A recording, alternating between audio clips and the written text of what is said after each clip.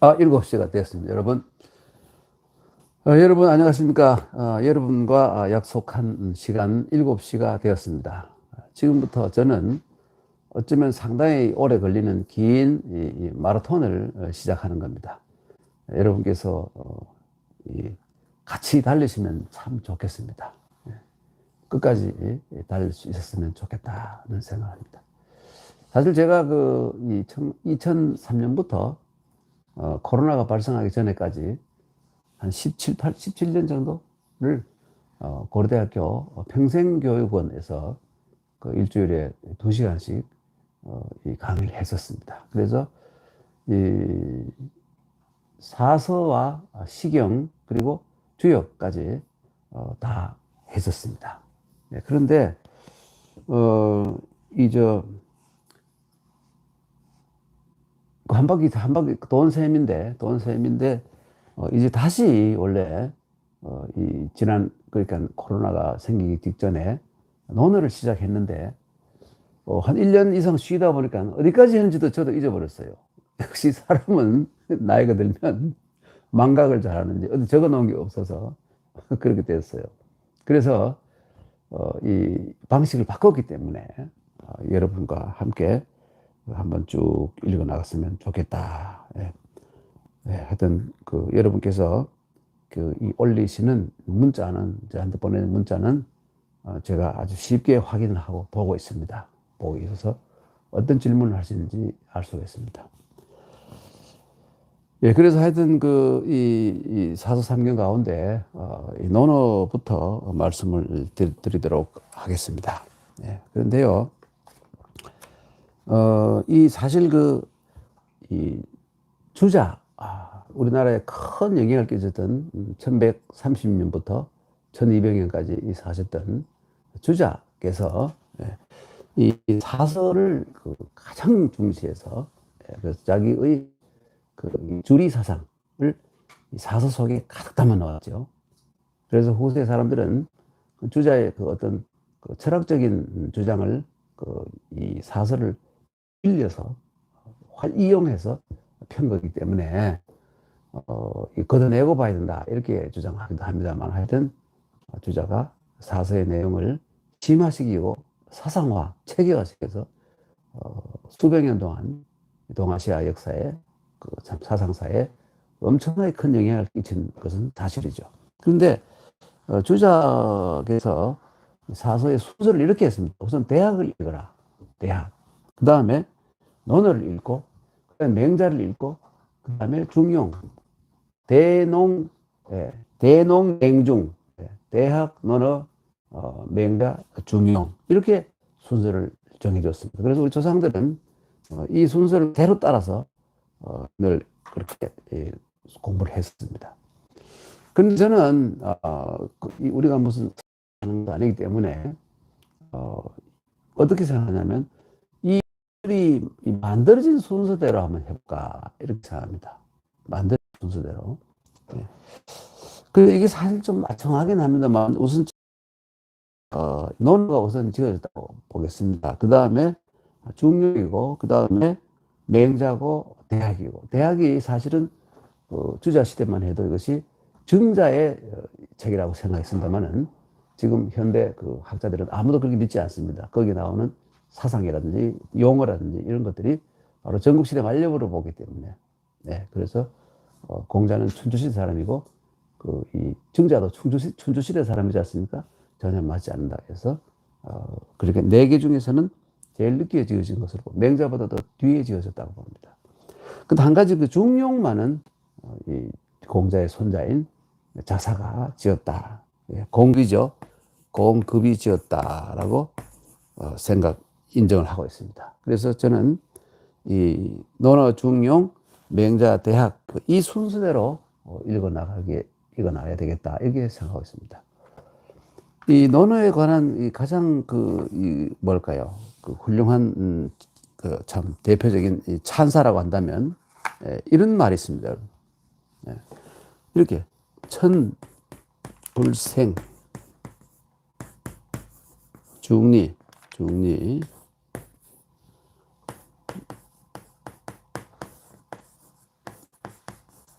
제가 글씨를 원래 잘 못 쓰는데, 뒤돌아보면서 쓰니까 글씨가 더 이상해지는군요. 망고, 여, 장야. 이런 말이 있습니다. 네. 하늘이, 중리는 바로 공자이죠. 공자가 바로 자가 중리지 않습니까? 중리를 낳지 않았더라면, 달리 말해서 중리가, 공자가 이 세상에 오지 않았더라면, 이 인간 세상의 만고가 칠흑 같은 캄캄한 밤과 같았을 것이다. 달리 말하면, 캄캄한 밤에 아주 이 밝은 광도를 가진 밝은 불이 되어가지고, 이 어두운 면, 낮에 해가 있으니까 되게 보입니다만, 컴컴한 밤에 옛날 전기 없는 시절에 아주 밝은 빛이 되어가지고, 밤도 밝혀주었다. 그러니까 이 장애라는 것은 결국 인간의 이 사악한 면이라든지 어두운 면이라든지 부정적인 면, 이런 것들을 걷어내고 치워주고, 밀어내는데 공자의 사상이 큰 역할을 한다. 이런 의미를 가지고. 이렇게, 이거는 누가 지은 건지 어떤 사람은 주자가 썼다는데, 이 주자의 전집에 보면 전혀 이 말이 나오지 않습니다. 그래서 이것은 작자불명인데 누가 썼는지 모르지만 어떤 사람은 뭐 그럽니다. 이 시골에 그러니까 객주에 어디 누군가가 지나가면서 써놓았다. 이렇게 얘기를 하는데, 하여튼 이것이 천불생 중리, 하늘이 중리를 낳지 않았더라면, 다른 말해서 세상에 공자가 나오지 않았더라면, 인류가 가진, 인류가 유지해 나가는 긴 세상은 참 캄캄한 밤과 같았을 것이다.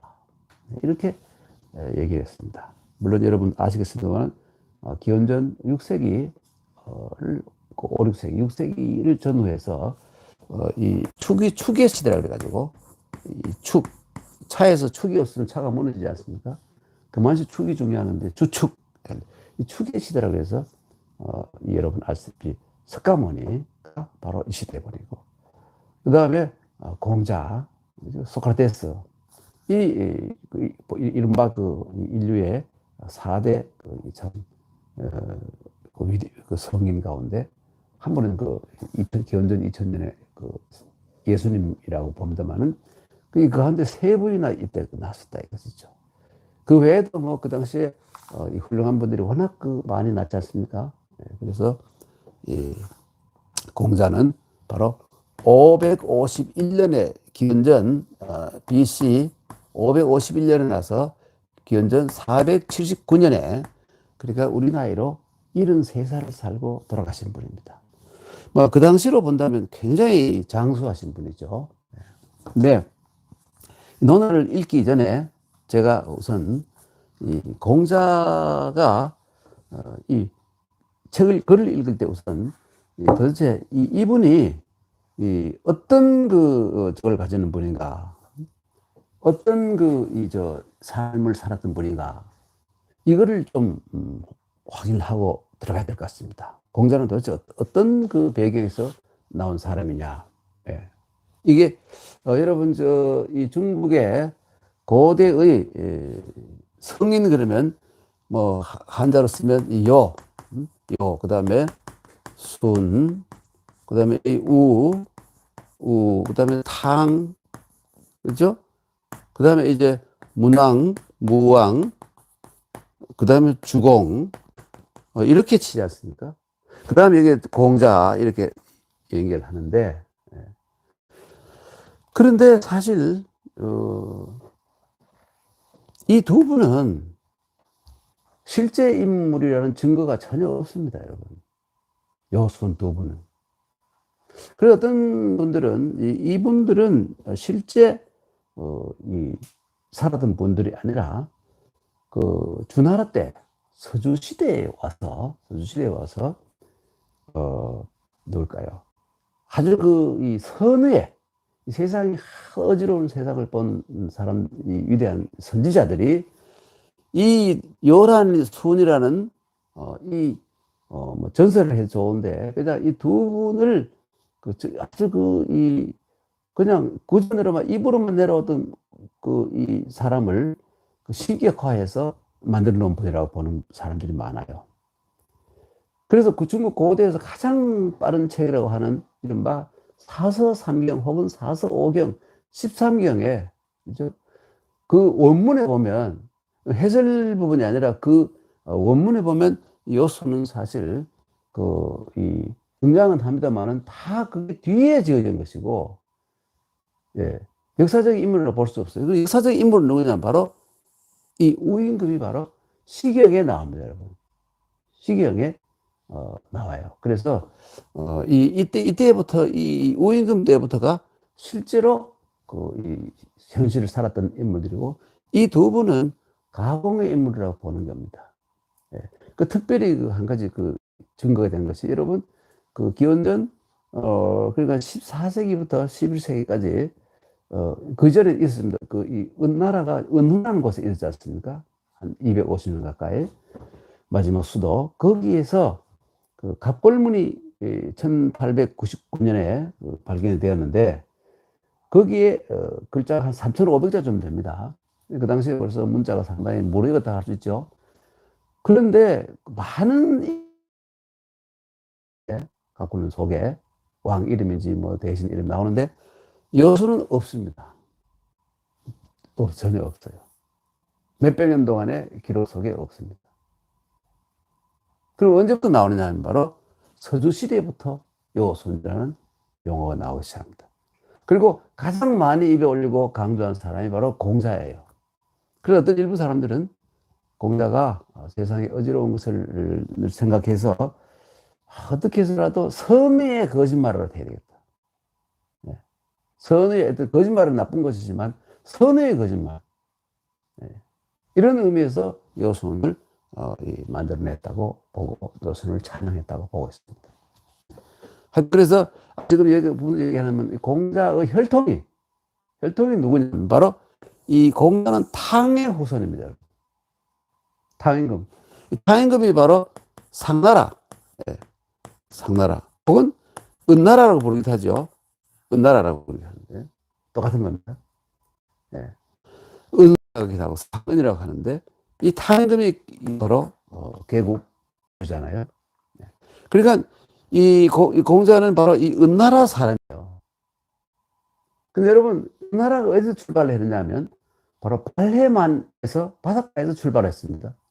그리고 은족이 이라고 했죠. 상족이 발해만에서 밑으로 내려가서 산동바다에 들어가서 다시 또 서쪽으로 중원으로 들어가서 수십 번 수도를 옮기고 마지막으로 간 것이 바로 안양이죠. 안양. 예, 오늘날 안양으로 가서 여기서 바로 이 은나라 마지막 왕이 정치를 잘못해서 결국은 주나라에게 망하게 된 겁니다. 주나라에게 망하게 된 것이죠. 공자가 바로 이 은나라 사람인데, 그리고 한반도하고 이 발레만하고 얼마나 가깝습니까? 정말 가깝죠. 그래서 어떤 의미에서는 사회적 교대왕과 교류가 많았으라고 생각하고, 또 이상하게 풍습도 비슷한 게 참 많아요. 흰 것을 숭상한다든지, 또 종교적이라든지 말이죠. 여러 가지로 비슷한 게 참 많이 있죠. 이 은나라 사람하고 우리가 한민족하고. 그러면은 학교에서 여러 사람들이 수긍하고 인정하는 것이라고 할 수 있습니다. 그런데 이것을 저 같은 이런 주장을 반대하는 사람들은 뭐라고 하냐면, 이 언어 체계가 그 단어의 주어 동사 수로 이것 목적어 이 순서가 안 맞아요. 갑골문에 있는 이 문장이 보면 이 한문의 이 구조하고 같고 우리하고 안 맞아요. 그래서 이 언어를 가지고 따지면 은나라와 우리가 조선족이라 할까요? 고조선 내려오는 조선족은 한 계통이 아니다 이렇게 보기도 합니다만은 기타 다른 이 기호라든지 성격이라든지 뭐 이런 걸 본다면 워낙 가까운 곳이 있었는지 서로 상통하는 점이 상당히 많죠. 그런데 이 상나라가 쭉 내려오다가 드디어 마지막에 이 임금 자에다가 제신, 처직 명칭이 제신이고, 이 사람은 이름은 주라고 부르기도 하고 수라고 부르기도 해요. 이 사람 대에 와서 결국은 나라가 망하죠. 어느 나라의 주왕 때 나라가 망합니다. 그런데 주왕이 나라가 망을 한 뒤에 이 주나라에서 이 제사까지 참 중요. 옛날 사람들 정말 어느 민족에 간에 제사를 중요시해서 나라는 망해도 제사는 지내도록 해주는 겁니다. 그래서 그게 일종의 그 유화책이라고 볼 수 있죠. 조상을 받은 그 최소한의 기반을 마련해 줍니다. 그래서 주나라가 이 송이라는 땅에다가, 조그마한 땅에다가, 여기다가 주나라의 유민들을 불러 모아놓고 거기서 이제 천자에다가 이제 제후국으로 떨어져서 이제 거기에서 역사를 이어나가게 하죠. 그때 이 송은 바로 미자라는 사람, 미매할 미자죠. 미자. 이 미자가 은나라 마지막에, 노래에 나오더만 은나라 마지막에 은말에 삼인이라 그래요. 삼인이라 해가지고, 네. 그 중에 한 사람입니다. 미자. 네. 기자도 있고, 그죠? 비간도 있고, 비간, 기자. 그리고, 미자 세 사람인데, 이 미자를 송나라에, 제후로 분부를 했습니다. 근데 미자가 아들이 없어서 미자의 동생인 미중이라는 사람이 있는데, 미중이 2대 왕이 됐어요. 2대 제후가 됐어요. 송나라에. 공자는 바로 이 혈통이 미중의 후손입니다. 그래서 쭉 내려오다가 공자의 그 7대조에 가면 말이죠. 7대조에 가면 정고보라는 사람이 나오는데, 이 보락을 참고 보락을 씁니다. 정고보라는 사람이 나오는데, 이 사람이 여러분 시계에 보면 그 주송, 상송, 노송 있지 않습니까? 그런데 상송의 12편을 정리한 사람이 바로 이 사람입니다. 그러니까 이 상송은 상나라 때의 시경 속의 상송은 상나라 때의 작품이 아니라 이 바로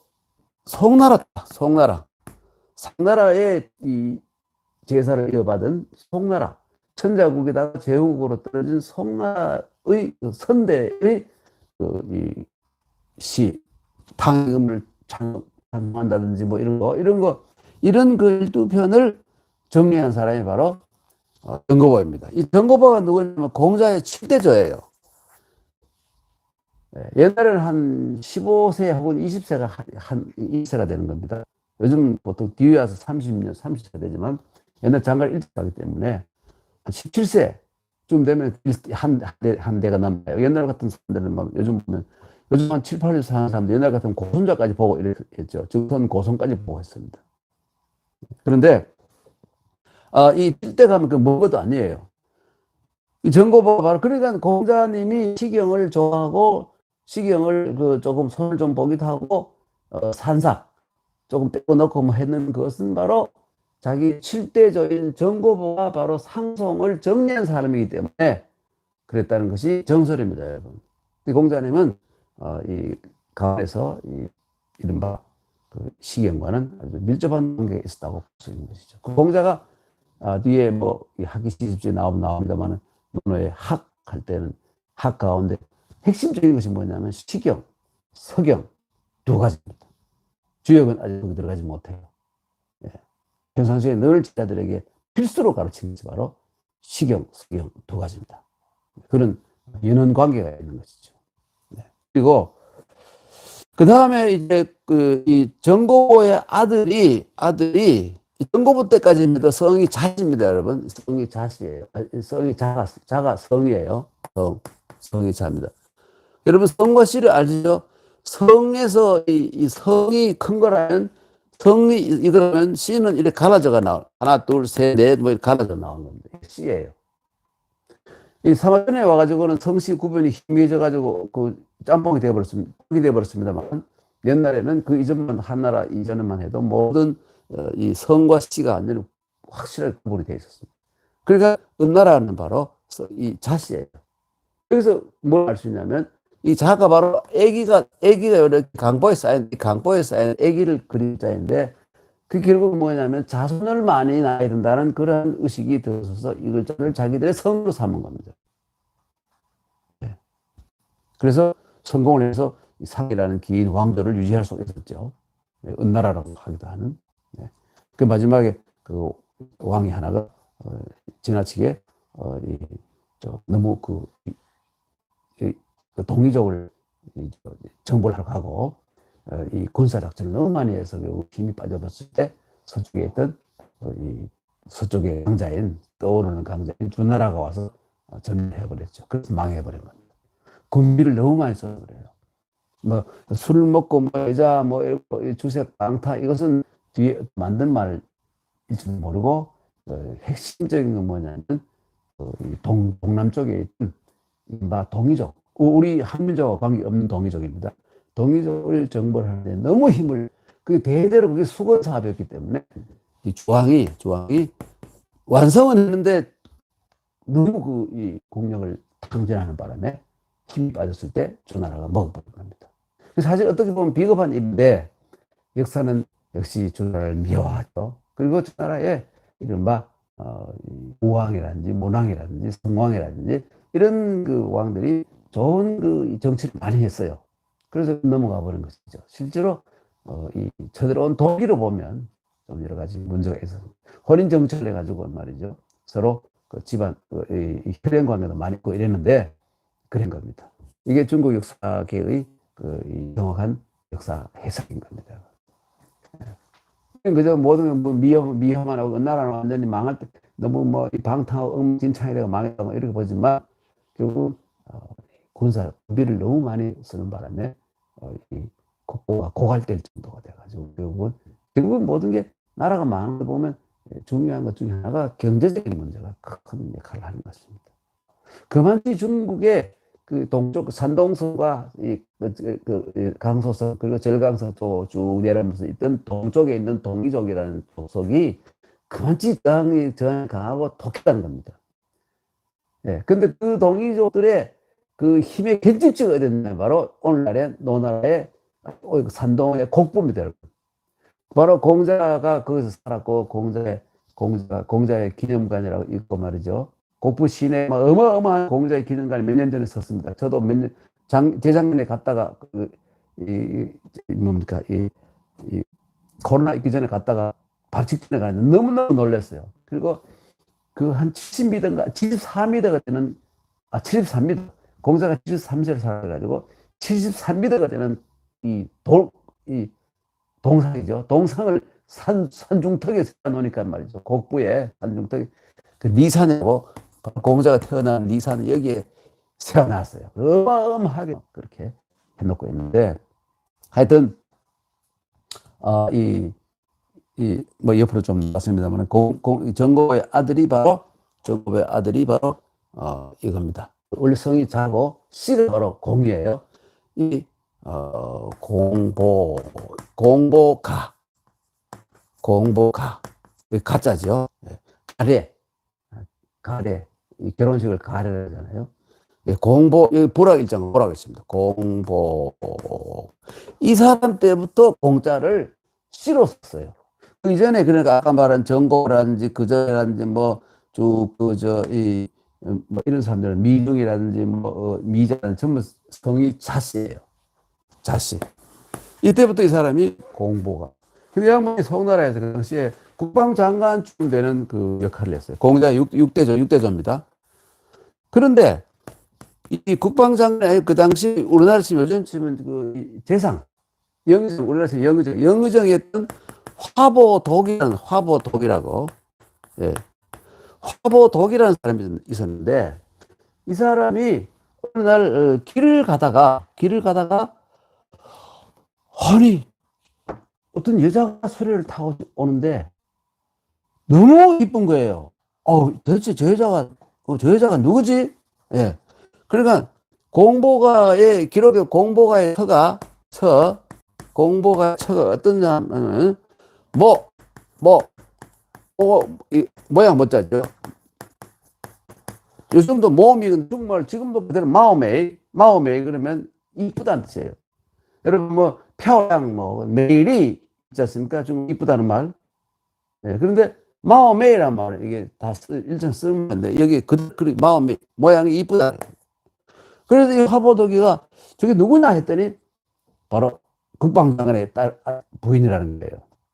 그래서 이놈이 얼마나 흉한 놈이냐면 이 사건을 걸어가지고 국방장관을 죽여버렸습니다. 죽여버리고 공자의 6대 조모를 자기가 뺏어버렸어요. 그 얘기도 그 여러 명 있는 그 남의 그 장관쯤 되려면 저 나이가 40 넘어야 될 거니까 그 자식도 있는데 옛날에 일찍 장관을 간 적어도 아들이 한 20살은 됐을 거니까. 여기 뺏겨버리고 그때 저기 보면 그때 송나라 왕이 아니 세상에 내가 공보하고 친한데 이럴 수 있나 해서 하다가 화보덕이 왕까지 이 송나라 임금까지 죽여버렸어요. 그리고 그 마음대로 헌수합 세우고 권력을 마음 농단했던 겁니다. 그런 사건이 있었어요. 그리고 공자가 6대조가 이렇게 돼버렸는데 아들들이 거기 있다가는 송나라에 살 수가 없으니까 한 수 없이 어떻게 합니까? 보따리를 사서 야간 도주할 수밖에 없죠.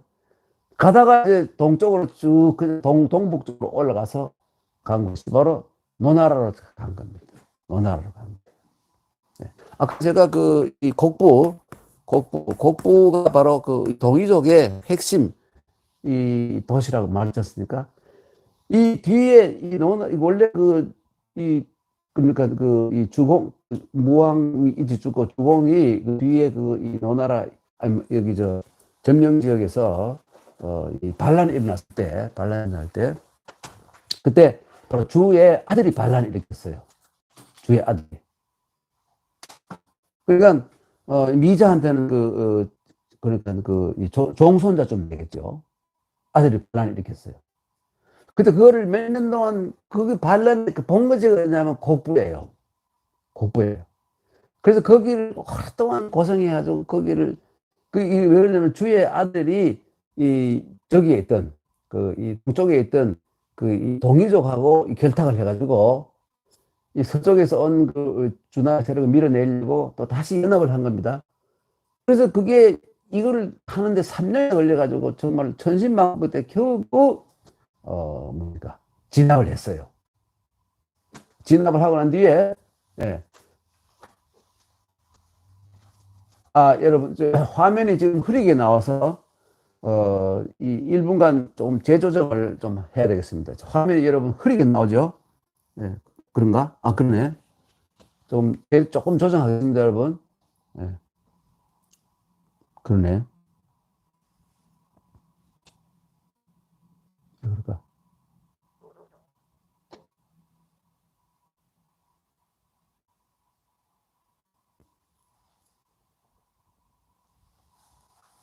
예, 조금 밝아졌습니까, 여러분? 조금 밝아졌습니까? 지금 도와주는 분이 계셔서 지금 약간 손을 댔는데, 좋아졌네요. 좋아졌다고. 고맙습니다. 땡큐. 그래서 이 곡부가 결국은 뭘까요? 이 러시아의 체첸 알죠? 체첸 같은 거는 아주 강하고 독한 사람들 말이죠. 목숨 앞까지 모르고 자기들의 이 민족의 어떤 자존심 지키기 위해서 무시무시한 이 러시아도 벌벌 떠는 체첸. 예. 요즘 좀 조용합니다만 그랬잖아요. 그와 마찬가지로 거기 진압을 했어요. 진압을 하고 난 뒤에는 주공이 자기가 그러니까 이 천하에서 가장 다스리기 힘들고 어렵고 이 문제 있는 곳을 자기의 분봉지로 삼은 거예요. 실제로 자기는 중앙에서 일을 하느라고 지금 오늘날 서안 쪽에서 오지 못하고 함양 장안에서 뒤에 그래 됩니다. 거기서 호경이라 그랬는데 거기서 오지 못하고 자기 맏아들을 백금이라고 맏아들을 보냈지 않습니까? 백금이라고 맏아들을 이 노나라의 이 초대 왕입니다. 그러나 결국 자기가 자기 분봉지를 그리해가지고 자기 아들을 보내. 그러니까 거기에서 여러분 주공이라는 사람이 정말 후대에 두고두고 존경을 받는 거예요.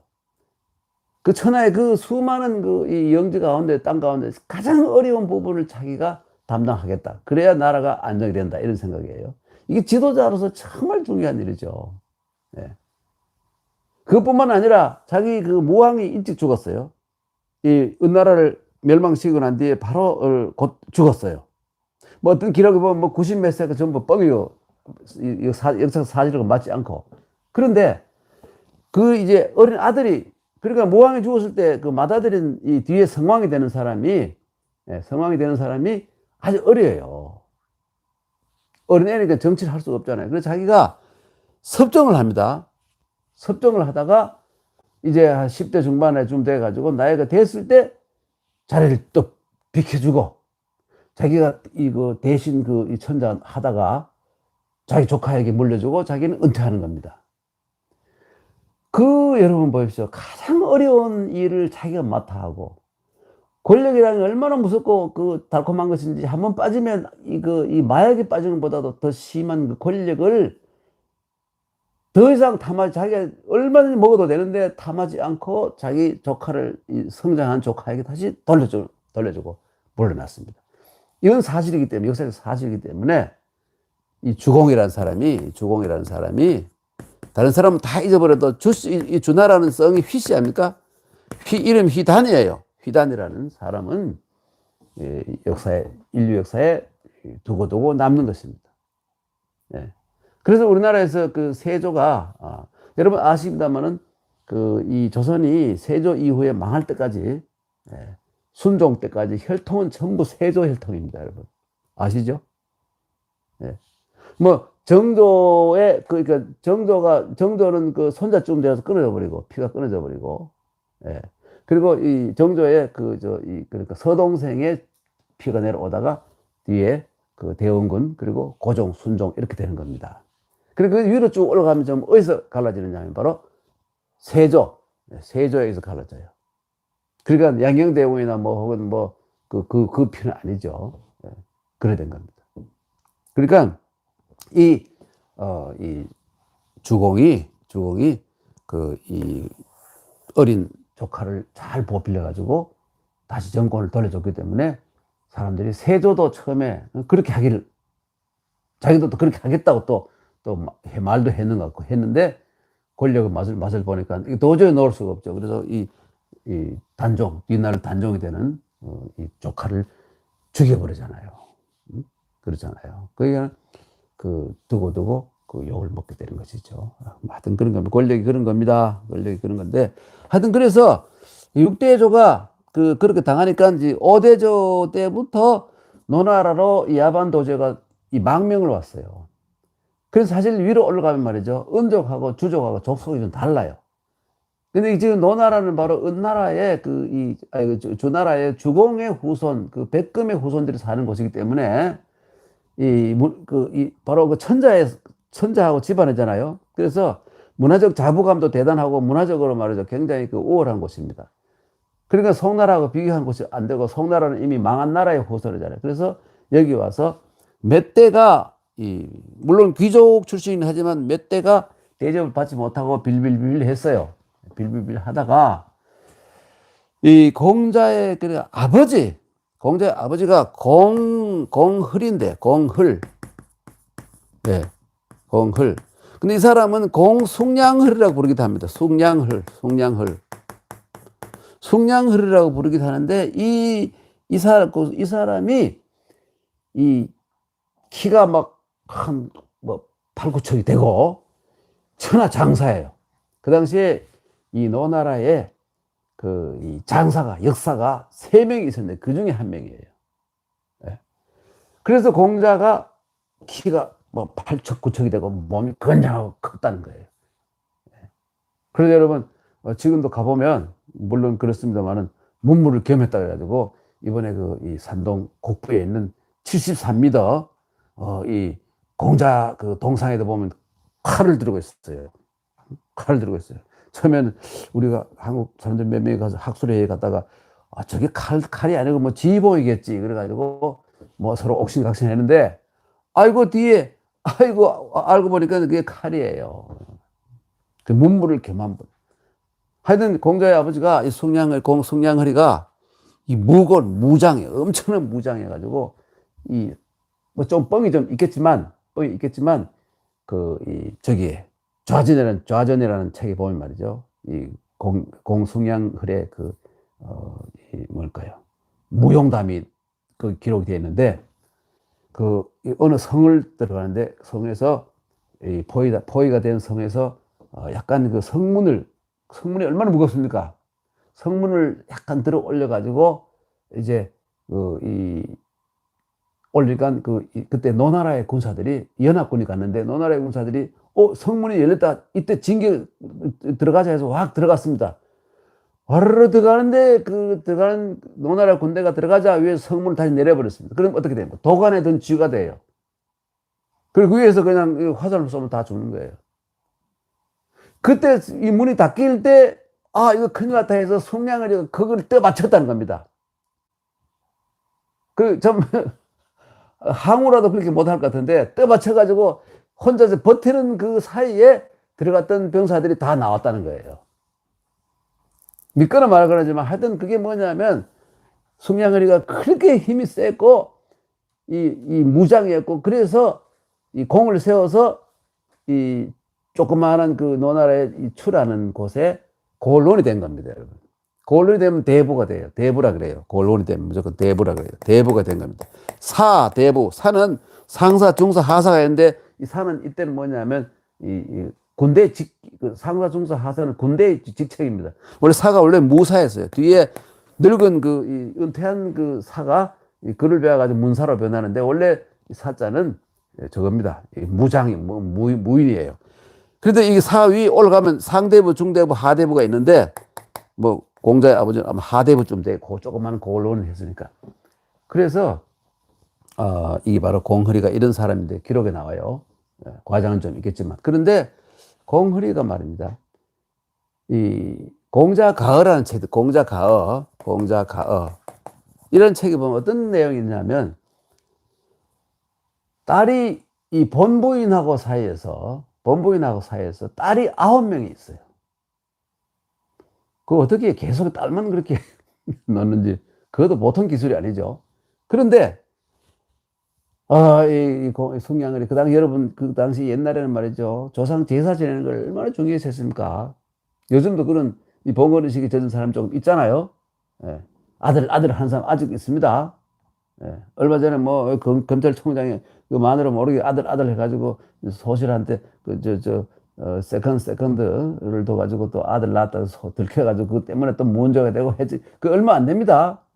그 정도로 그런 뿌리 깊은 그게 남아 있는데 이 양반이 딸이 9에다가 자기가 그래도 이 송나라에서 귀양 와가지고 다시 이쪽에 정착을 했는데 몇 대가 내려오면서 드디어 이제 자기가 집안을 일으킬 수 있는데 아들이 없어요. 이렇게 얼마나 기가 막힙니까?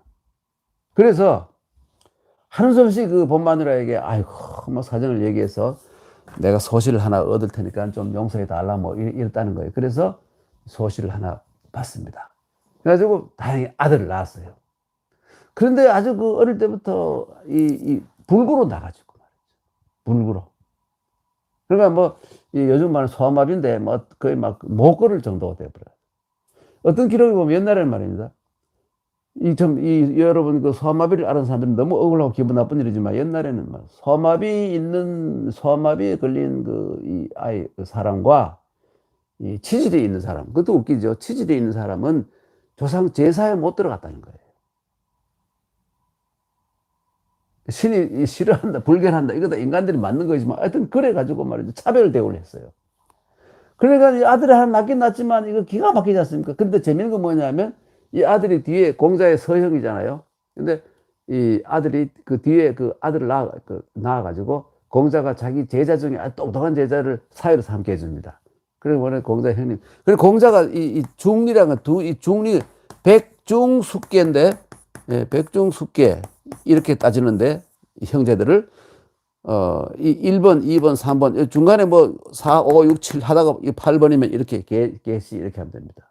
예. 그런데 공자가 바로 니산에 가서 기도를 해가지고 니구산 옛날에 니구산 그랬는데 구자를 좀 빼버렸어요. 공자 이름이 구기 때문에 빼버린 거예요. 이 성인의 이름을 함부로 부르면 안 된다. 빼버려. 지금 니산이라고 불러요. 예. 그 73m 동상에 있는, 거기, 그 산이, 니산이, 거기다가 최근에는 어마어마한 건물을 지어가 기념관, 막 국제회의장 엄청나요. 막 규모가 어마어마하게 커요. 막 궁전도 그런 궁전이 어떻게 지어놨어요. 예. 한번 가볼 만한 곳입니다. 가깝잖아요. 그런데 공자가 바로 형이 있다는 거 아닙니까? 그 형이 바로 저거예요. 이 지체부자유자가 돼가지고 말이죠. 뭐 조상을 이을 수 없는 그런 상황이 된 거예요. 그래, 이 양반이 그 나이가 70이 다 돼가지고 말입니다. 옛날에 70이면 요즘 90, 100쯤 됐잖아요. 그 당시에는 평균 연령이 15세밖에 안 돼요. 물론 그 유아 사망률이 높아서 그렇지만, 유아 사망을 빼더라도 30도 못 사는 시대였는데, 그런데 공자 아버지가 거의 70이 다 돼가지고, 어떤 사람 68세라고 고정한 사람도 있습니다. 70이 다 돼가지고, 이거 내가 마지막 어떻게 수를 써서 어떻게 해서는 아들 하나 낳아야 되겠다. 이렇게 해서, 이 자기 친구 가운데 안씨라가 있어요. 이름은 모릅니다. 안씨가 친구가 있습니다. 찾아가서 사정을 얘기하고, 사실 자네가 딸이 셋이나 있지 않는가. 응? 그러니까 어떻게 내가 하나를 어떻게 내가 좀 어떻게 할 수 없겠느냐.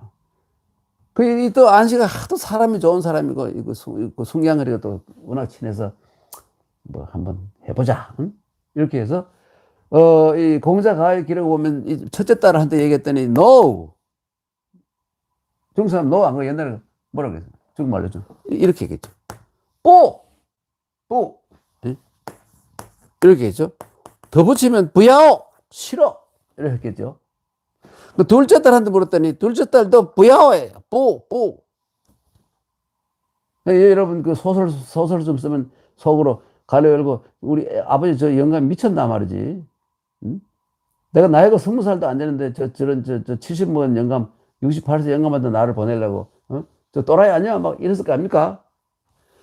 그래가 엄청 실망이 되는데 이제 셋째 딸이 셋째 딸한테 물었더니 아이고 참 한번 요즘 말 합니까? 요즘 중국어 좀 해봅시다. 고려. 예. 고려. 카올리이샤 한번 고려해 보겠다는 거예요. 뭐 이렇게 말 안 했겠지만. 그래서 이거 잘하면 되겠구나. 이 셋째 딸이 참 착해. 그래서 이 셋째 딸은 역사에 이름이 남았지 않습니까? 이 다른 딸은 이름이 없어요. 그런데 이름이 남았잖아요. 안징제 이름이 남았잖아요. 그래서 그 다음에 어떤 사기의 기록에 보면, 사마천의 사기의 기록에 보면 이렇게 썼어요. 안징제 아까 공숭양을 하고 공을 하고 안징제가 야합이 생공자 이렇게 이 사기에 기록되어 있습니다. 이 야합이 더 이게 뭘까요? 그대로 하면 덜해서 합했다. 뭘 합했는지 모르겠는데 하여튼 덜해서 뭐 뽀뽀를 했다 이런 말이잖아요. 그러니까 그 70 다 된 영감이 그때 10대 후반쯤밖에 안 된 데리고 결혼할 수도 없고 본가에 들어갈 수도 없고 허락할 리가 없잖아요. 지금 마누라 처와 첩이 있는데 또 되겠습니까? 안 되잖아요. 그래서 할 수 없이 그 야합이라 그런데 또 첫 번째 어떤 사람은 또 이걸 뭐 성인을 공자를 어떻게 야합을 태어났다 그래 안 된다 이래가지고 정식 이 결혼을 하지 않고 이 살림을 차리는 걸 야합이라 그랬다. 또 어떤 사람은 또 이 남자가 88, 64세 이상. 그리고 여자는, 하여튼, 남자가 88, 64세. 여자는 77, 49. 여자가 생산할 수 있는 나이는 49세 한계고, 남자가 생산할 수 있는 한계는, 자식을 낳을 수 있는 한계 64세라고 또 이렇게 믿는 또 시대가 있었어요.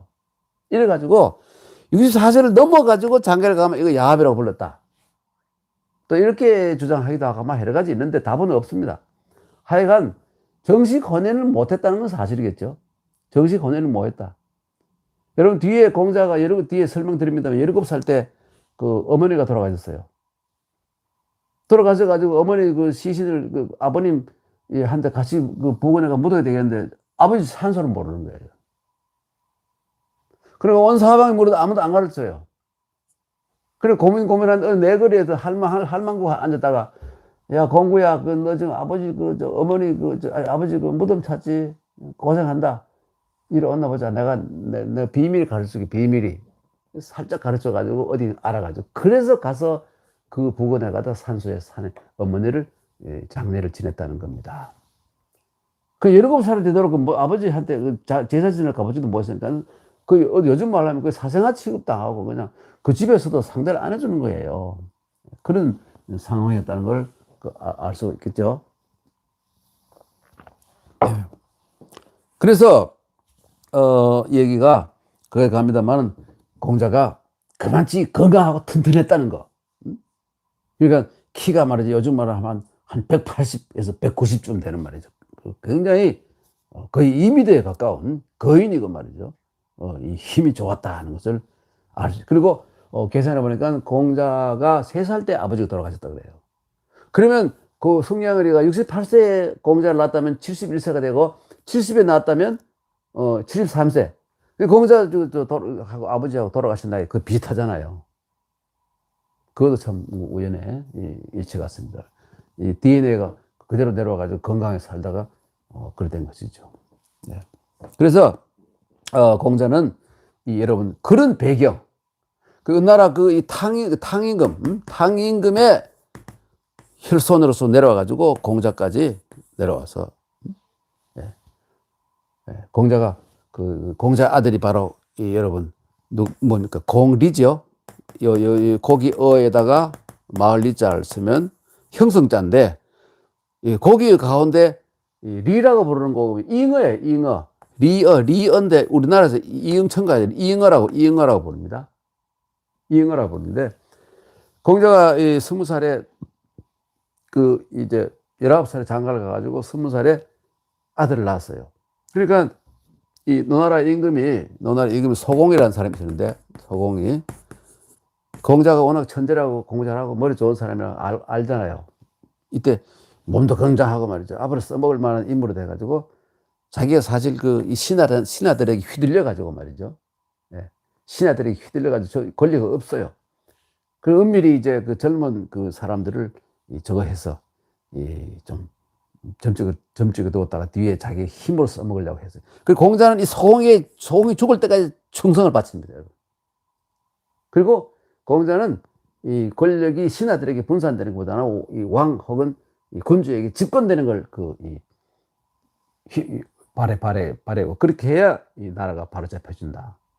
이런 생각을 가졌습니다. 왕권 위주, 군권 위주를 생각을 하게 된 거예요. 조선시대에 오면 정도전의 생각에 의하면 신권 위주의 나라를 만들었잖아요.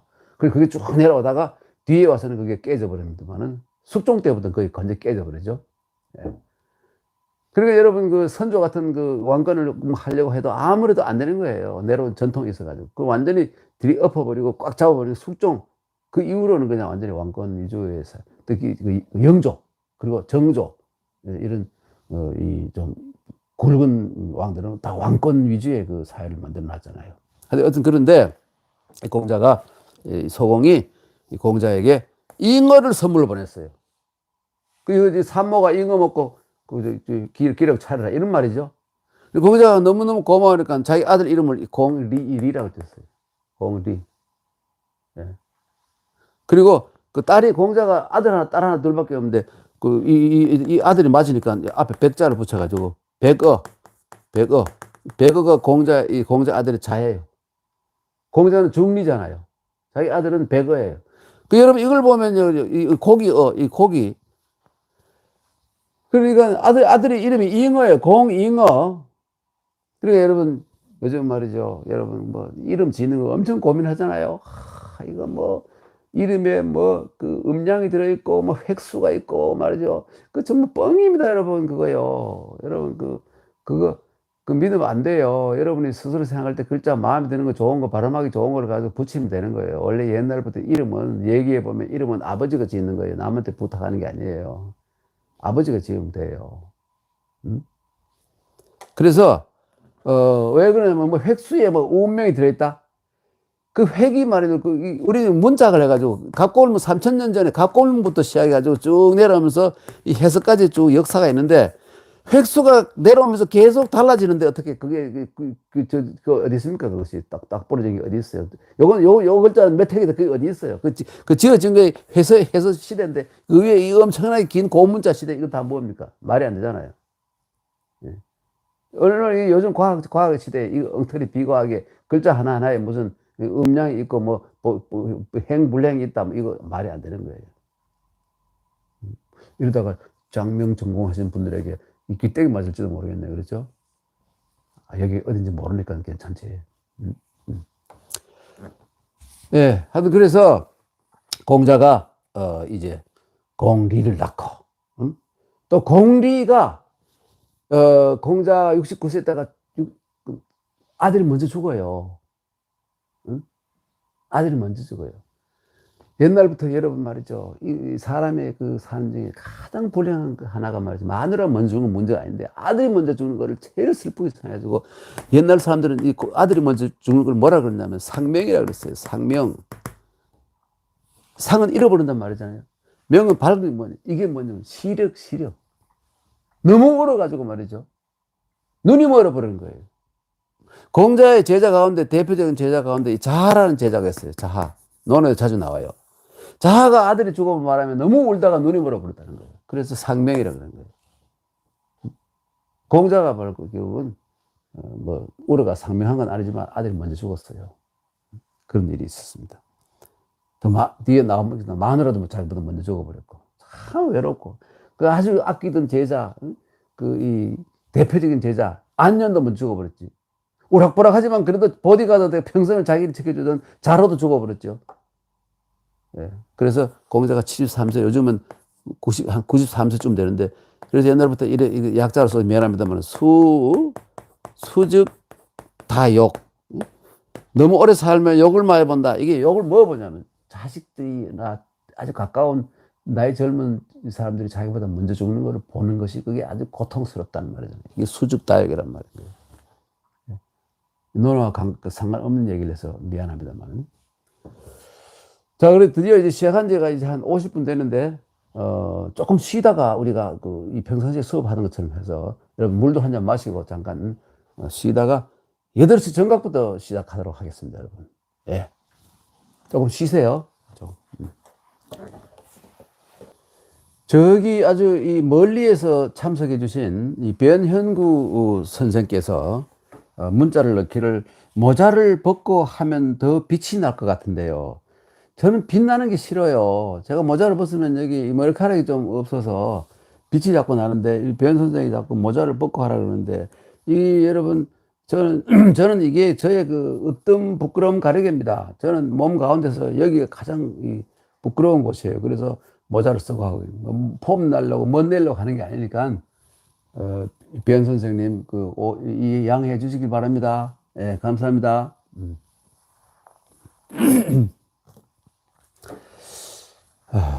됐다. 그러면 여러분 이제 이 공자가 의외에도 아주 과거에는 왕족이었고 그 다음에는 귀족이었고 그 다음에는 조금 내려와서 이 대보가 되어서 대보가 되었고 자기도 뒤에 결국은 장관까지 합니다. 여러분. 법무부 장관을 했습니다. 노나라에. 비록 노나라가 여러 그 나라 가운데서 좀 작고 그 힘이 없는 나라이긴 하지만 약소국이었어요. 이 춘추 전국 시대에. 또 일찍 망했습니다. 초나라에게 망했습니다, 여러분. 그래서 여러분 알다시피 뒤에 그 항우가 말이죠. 노나라를 제일 먼저 분봉을 받아요. 항우를 노공이라고 그랬습니다. 귀인 공자를 써가지고. 그런 사연이 있는 나라입니다. 하여튼 그러나 여러분 알다시피 문화적으로는 중국 전체에서 가장 이 높은 곳이라고 문화적으로는 가장 높은 곳이 이 노나라 지역이다. 특히 옛날에 그 동이족의 그 핵심 지역이었던 곡부가 바로 그러니까 이 동이족의 핵심 지역이 있을 때 이름이 이것입니다, 여러분. 예, 엄이에요. 예. 근데 이것도 아마 내가 보기에는 말입니다. 동의족이 스스로 지은 글자가 아니고, 이 문자를 마음대로 조정하고 있던, 이 문자의 이 문자라는 권력을 가지고 있던 문화 권력이죠. 이 은나라에, 상나라에서 여기를 가장 자기들에게 반항하는 러시아라면 체첸 공화국 같은 그런 이 족속들이 동의족이 살던 곳이라고 해서 엄이라고 붙이는 건데, 이게 뭐냐면 여러분 보십시오. 이게 말이죠. 지금도 중국에서 이렇게 씁니다. 이게 뭐냐면 띠엔 그래가지고 전기예요, 전기. 전기는 뭐 번개예요, 번개. 번개 전자입니다. 이렇게 천둥이 치고, 번개가 치고 천둥이 있는 거, 꽝꽝꽝, 요 부분 뗀 거예요. 이거 뗀 거예요. 이것입니다. 그러나 이게 바로 천둥 번개지 않습니까? 이게, 그래서 전기할 때 전자 이렇습니다. 그 뒤에 사람들이 여기다 비우자를 이렇게 붙여가지고, 비우자를 이렇게 붙여가지고, 전자를 이렇게 쓰지 않습니까? 요거 생략하고, 이거예요. 이 번개인데, 이거 대자는 뭐냐면 사람이 팔을 벌리고 서 있는 모양입니다. 그러니까 뭐냐면 여기 어디입니까? 사타리에 벼락 맞은 놈이에요. 그게 뭡니까? 그게 성불구자 있잖아요. 그 성불구자 같은 놈, 이런 식으로 여기 들어가 있는 물이에요. 이런 사람들 되게 뭘 하냐면 하는 일이 문지기밖에 못해요. 문지기. 문지기를 하고 혹은 이 문지기, 대궐의 문지기. 뭡니까? 내시들이에요. 내시들을 어민이라고 그래요. 어민이라고 그래요. 네, 이렇게, 이 글자를 엄이라고 불렀어요. 거기를. 얼마나 미웠으면, 그렇게 불렀겠습니까? 북쪽에 가장 미운 흉노족 있지 않습니까? 흉노. 흉. 그 흉자 이렇게 쓰지 않습니까? 흉. 너. 이 흉노 사람들이 본인들이 지었으면 이렇게 짓겠습니까? 이 노예라고요? 노자? 예. 이런 식으로. 그래서 뭐 중국에서 많이 있는 소수민족, 묘족 이랬습니다. 옛날에는 원래는 뭐냐면 이렇게 고양이 같은 놈들은 이렇게 묘족 이렇게 썼습니다. 그리고 북쪽에 있는 견융족, 뭐 이런 식으로 개 같은 놈들 말이죠.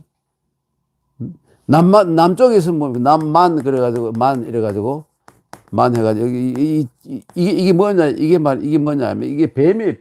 이게 뱀 사자예요. 뱀 사자의 원형입니다. 우리 뱀 같은 놈들 이런 뜻이에요. 예. 북쪽 그러면 이 개지요. 여기 불하자입니다. 이 개나 구워 먹는 놈들 뭐 이런 뜻이에요. 이 적자 이렇게 써. 그죠? 서용 그러면 용자를 쓰면 이렇게 쓰면 용자를 이게 창과자죠. 이건 뭐냐면 여기 뭐 십자가 돼 있으면 사실은 이렇게 방패예요. 맨날 전쟁이나 하는 놈들. 서용. 그리고 자기들은 이제 중간에서 빛난다. 중하라고 이렇게 했죠. 중하. 이렇게 하고. 그렇죠?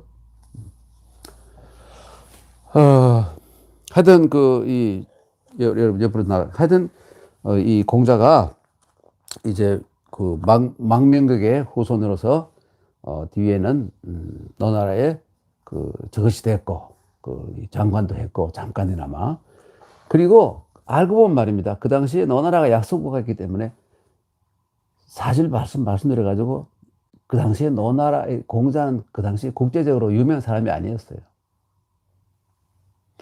뒤에 계속해서 갖다 붙이고 키우고 해서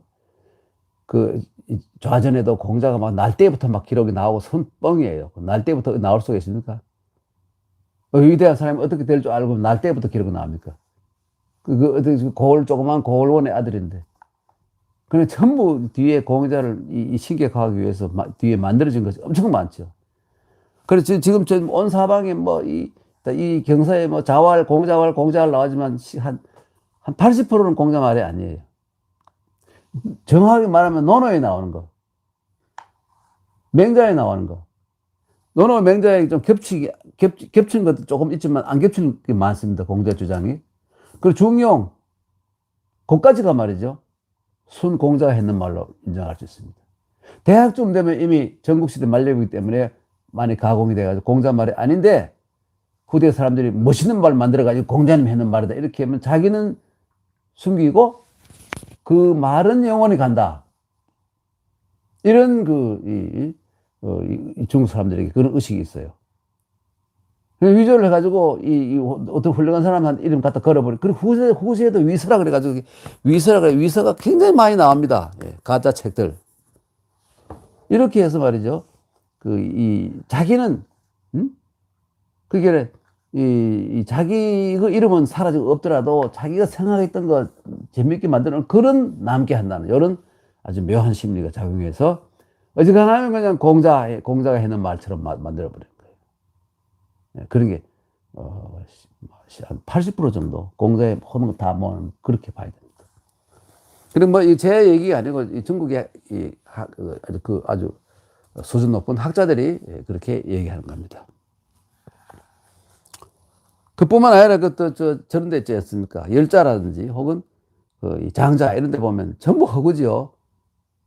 공자를 막 땡겨가지고, 권위 있는 공자를 땡겨가지고, 이 휘하화시키고, 우스꽝스럽게 만들어버리고, 또 추하게 만들고 말이죠.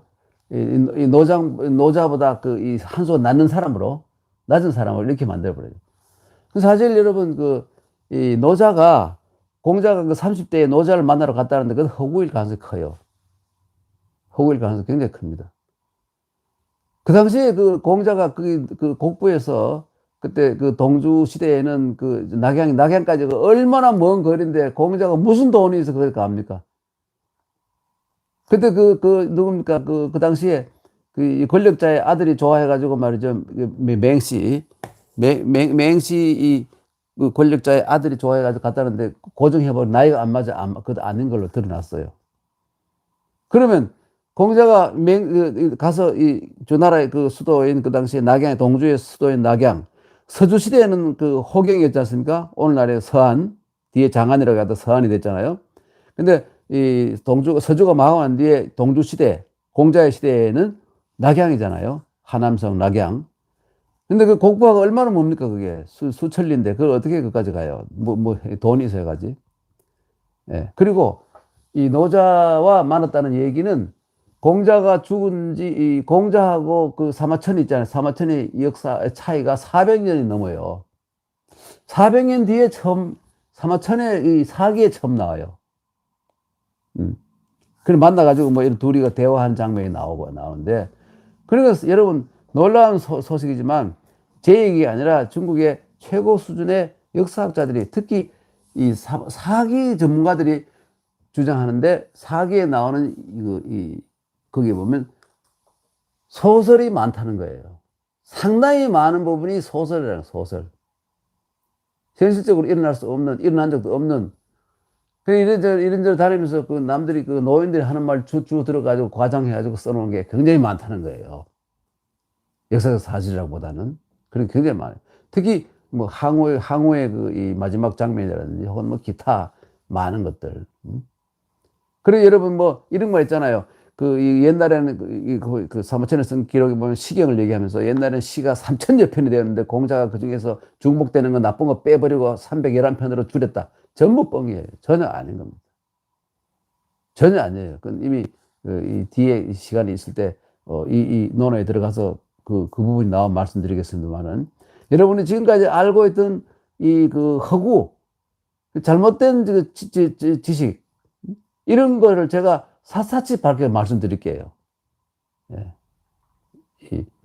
계속 봐주시기만 하면 제가 아주 풍부하게 그런 허구와 진실에 대해서 말씀을 드리도록 하겠습니다. 예, 하여간 이 공자가 이 기원전 551년에 태어났는데, 공자가 이제 아까 태어날 때 상황을 말씀드렸고, 예. 근데 3살 때 3살이면 36개월도 아니죠. 20 몇 개월밖에 안 되는데 아버지가 돌아가셨어요. 예. 여러분, 그런데 우리나라의 아주 이 위대한 이분 퇴계 선생 여러분들 아시잖아요. 퇴계 선생은 태어난 지 7개월 만에 아버지 돌아가셨어요. 나이는 2살인데, 태계선생이 그 음력 11월에 태어나신가 그런데, 이듬해 6월 달에 아버지가 돌아가셨어요. 태계선생이 그 7남매 막내로 태어났는데. 예. 그 옛날에 어릴 때 아버지 없는 이 가정에서 큰 애들 가지고 뭐라 그랬습니까, 여러분? 문 선생 뭐라 그랬지? 호로 새끼라 그랬나? 호로 새끼. 호로는 알고 보니 홀 어머니의 준말이라는 거예요. 뭐 오랑캐 이런 뜻이 아니고. 오랑캐가 왜 부모가 없나요? 응? 그래서 이 홀 어머니의 아들, 그게 줄여가지고 호로 새끼가, 호로 자식, 이렇게 됐다는 거예요. 네, 그건 그렇고. 하여튼 공자가 3살 때 아버지가 돌아가셨습니다. 네. 그래가지고 이제 원래 공자가 이 니구산 여기에서 크다가 가보면 실제로 공자가 태어나고, 곤령동이라 해가지고, 이 곤자에다가 이 영혼 영자를 쓰고, 동자 이래가지고, 이 동이 큰 게 아니라 한 4, 5m 쯤밖에 안 되는 조그마한 이 동굴이 있어요. 예. 이제는 못 들어가, 앞에 제장에 가보니까 막아놨는데, 옆에 가서 접근할 수, 들여다볼 수는 있어요. 거기에서 이제 크다가 아버지가 돌아가시니까,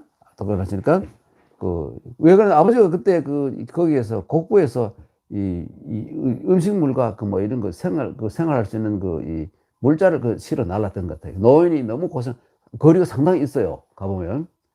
너무 과로하다가 돌아가신 것 같아. 그래서, 할 수 없이 어머니가 어린 3살짜리 공자를 데리고 노나라의 수도 곡부의 권리라는 곳, 권리, 이 골자, 대궐 할 때 골자예요. 대궐, 권리라는 곳으로, 지금도 거기 가면, 요즘 곡부에 많은 훌륭한 숙박시설, 호텔이 들어섰는데, 이 권리 빈사라 그래가지고, 지금도 있더군요, 가보니까. 한 1, 20년 전만 해도, 제일 좋은 숙소가 권리 빈사였어요. 권리 빈사. 사자는 이거겠죠? 권리 빈사. 권리 호텔이란 말이죠. 공자가 바로 거기에서 어릴 때 컸다는 거죠. 제후의 성하고 아주 가까운 곳이죠. 서울로 치면 왕십리 좀 되겠죠. 이 서울 사대문 밖에, 동대문 밖에 왕십리, 답십리 이쯤 되겠죠. 거기서 컸다고 볼 수 있어요. 이제 확장되니까 이제 거기가 곡부시 안에 들어가 있습니다만은. 예, 그런데, 그 다음에 공자의 삶에서 가장 중요한 게 어떤 상황이 생겼냐면, 17살 때, 3살 때 아버지가 돌아가시고, 17살 때 어머니가 돌아가신 거예요. 그런데 여러분, 아십니다만, 공자가 어릴 때 워낙 집안이 가난하고 힘들어서, 다른 공자도 역시 대부의 고을론의 아들이니까 그래도 그 당시에 귀한 족속에 들어갔는데, 상층 귀족은 아닙니다만은 하층 귀족 안에 들어가는데, 이 호르몬이 밑에서 크는 바람에 또 안시집이 또 가난하고 이래서 어릴 때 공자가 제자들이 선생님은 도대체 못하는 게 없고 모르는 게 없으니까 못하는 게 없어 했더니, 야, 얘들아, 내가 어릴 때 너무 천하게 컸지 않느냐. 바꿔 말해서 너무너무 가난하게 살았기 때문에 내가 고생을 많이 하다 보니 이것저것 다 알게 되었다. 온갖 일을 다 해봤다. 요즘 말로 하면 이 CU 같은 데서 아르바이트도 해봤고 말이죠. 시간제도 해봤고, 구두도 닦아봤고 말이죠. 별거 다 해봐. 이 삐라 돌린 것도 해봤고, 별거 다 해봤다. 이런 거예요. 그러다가 이 공자가 알고 보기에는 이 귀족 아들은 하대보라도 공부를 할 수 있었는데, 상황이 안 돼가지고 신학을 신학이라는 것은 지 연령에 학교를 못 간 거예요. 귀족들만 배우는 학교가 있었는데 못 갔어요.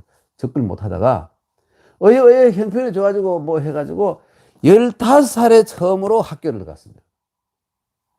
15살은 우리나라 치면 중학생 아닙니까, 여러분? 근데 중학생이 이제 처음으로 학교를 들어간 거예요. 그게 여러분 놀랍게도 여러분 잘 기억하고 계시는 공자가 구술한 자서전. 동양에서 최초의 자서전, 그리고 제일 짧은 자서전 38장밖에 안 돼요. 38장가 그래요. 정확히 기억이 안 나는데 12호의 지우학이요, 32 리비요, 42 부록이요, 52 지천명이요, 62 이선이요, 72 종심소역이나 불리고, 요게 바로 12호의 지우학, 그게 바로 15살에 처음으로 학교를 들어가서 공부를 했다는 겁니다. 요즘 같았으면 중학교 다니는 애가, 중학교 때 애가 이 초등학교를 들어간 거예요. 그러니까 머리가 워낙 좋아가지고 빨리빨리 공부를 해가지고 30살에 학문을 이뤘잖아요.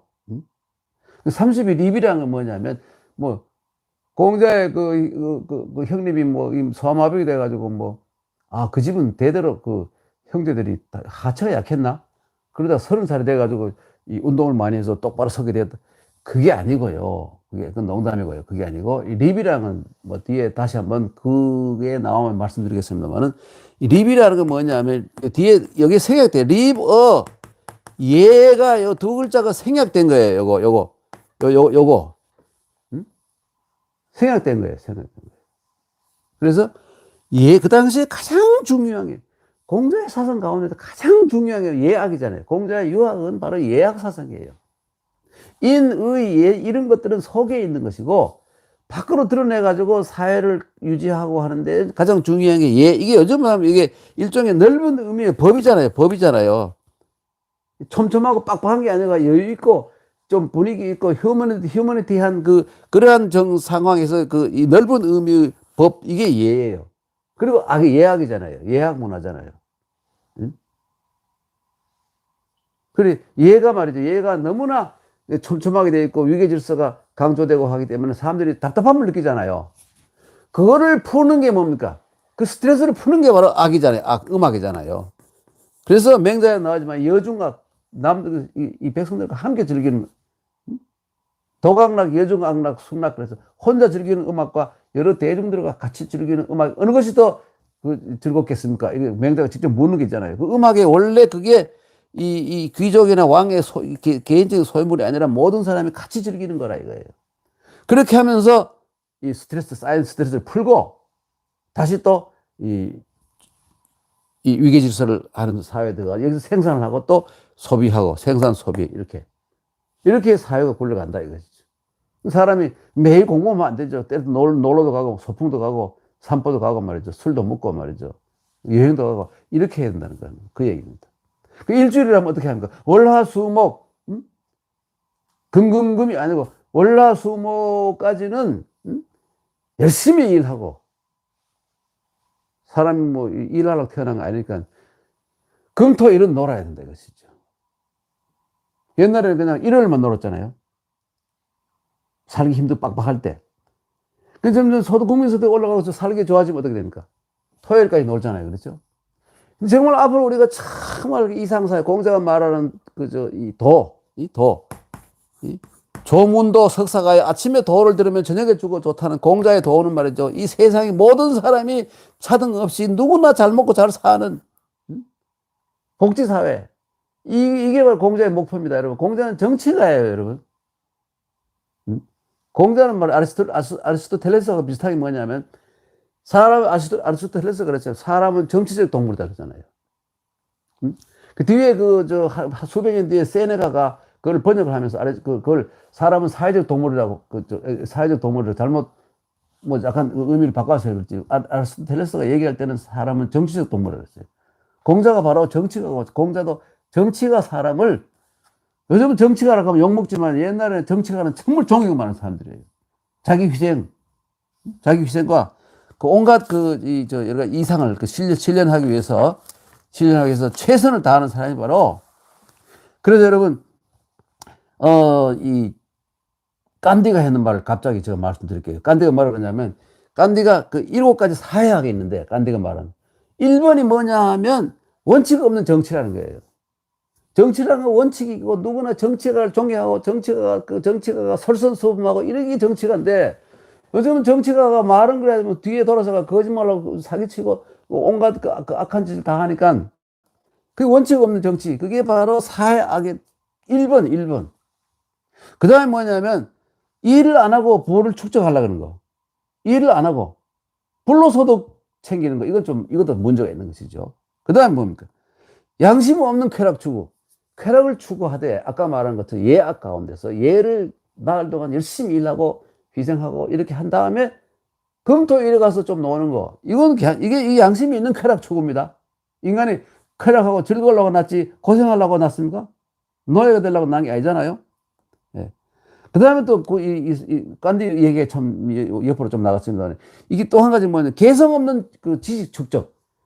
아는 게 얼마나 뭐 합니까? 그것이, 이거 개성이, 그 아이덴티티가 확실히, 자기 그 주체성이 확실히 있어가지고, 그 지식을 지혜로 활용할 수 있는 능력이 있어야 되는데, 그게 안 되면, 그게 안 되면 개성 없는 지식 축적. 그렇죠? 그 다음에 뭐냐면, 이 도덕성 없는 장사꾼. 장사를 해도 도덕성 있게 하라 이것이죠. 참 중요한 말이죠. 그 다음에 인간성 없는 자연과학. 자연과학을 하는 건 하는데, 인간을 바탕하지 않는, 자연과학. 이거 엉터리다 이거예요. 그렇잖아요? 네. 마지막에 그 뭐냐면, 자기 희생 없는 종교라는 거예요. 간디가 참 재밌는 말을 했죠. 간디 참 훌륭. 간디도 바로 이 공자의 정신을 그대로 이었다고 볼 수 있어요. 석가모니 정신뿐만 아니라 그 위대한 인물들은 다 위로 올라가면 똑같아요.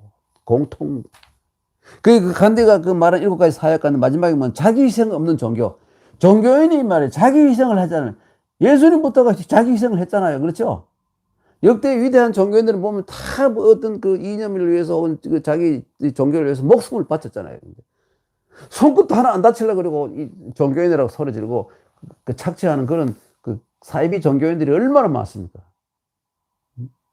공자님, 그 예수님이 그 이스라엘의 그 성전에 들어가가지고 말이죠. 그 혼을 내주고 쫓아내잖아요. 거기 있는 놈들을, 성직자들을, 이 쓰레기들을 하면서, 그렇죠? 어릴 때 교회에 나가서 많이 들었는데. 공자님도 그럴 거예요. 이 정치가들이라는 놈들 보면 말이죠. 공자가 바로 유명한 정치가입니다, 공자가. 공자의 핵심 사상은 정치예요. 맹자도 정치가. 넓은 의미 사상과 철학과 이렇게 보지만 사실은 핵심은 두 분의 그 자기 이상을 실현하기 위해서 고군분투했던 정치가들입니다. 아시겠죠? 옆으로 좀 나가서 미안합니다만은. 예. 그래서 공자가 이 7살 때 참 중요한 일이 생깁니다. 17살 때 공자가요, 어머니가 돌아가셨어요. 그러니까 여러분, 공자가 17살에 죽었으면 어머니가 아마 그렇죠? 40도 못 살아난 것 같아요. 6살 때 시집을 왔다든가 이러니까. 그러니까 뭐, 16 더하기 17 하면 34입니까, 여러분? 무슨 그러나? 그러니까 어머니 너무 일찍 돌아가셨잖아요. 그때 공자는 올 때 갈 데 없는 완전히 그냥 건드러진 년이 된 거예요. 낙동강에 그 썩은 오리알이 된 거예요. 얼마나 괴로운 상황입니까? 네. 그런데 이미 공자는 15살에 학교에 들어가 2년 동안에 발군의,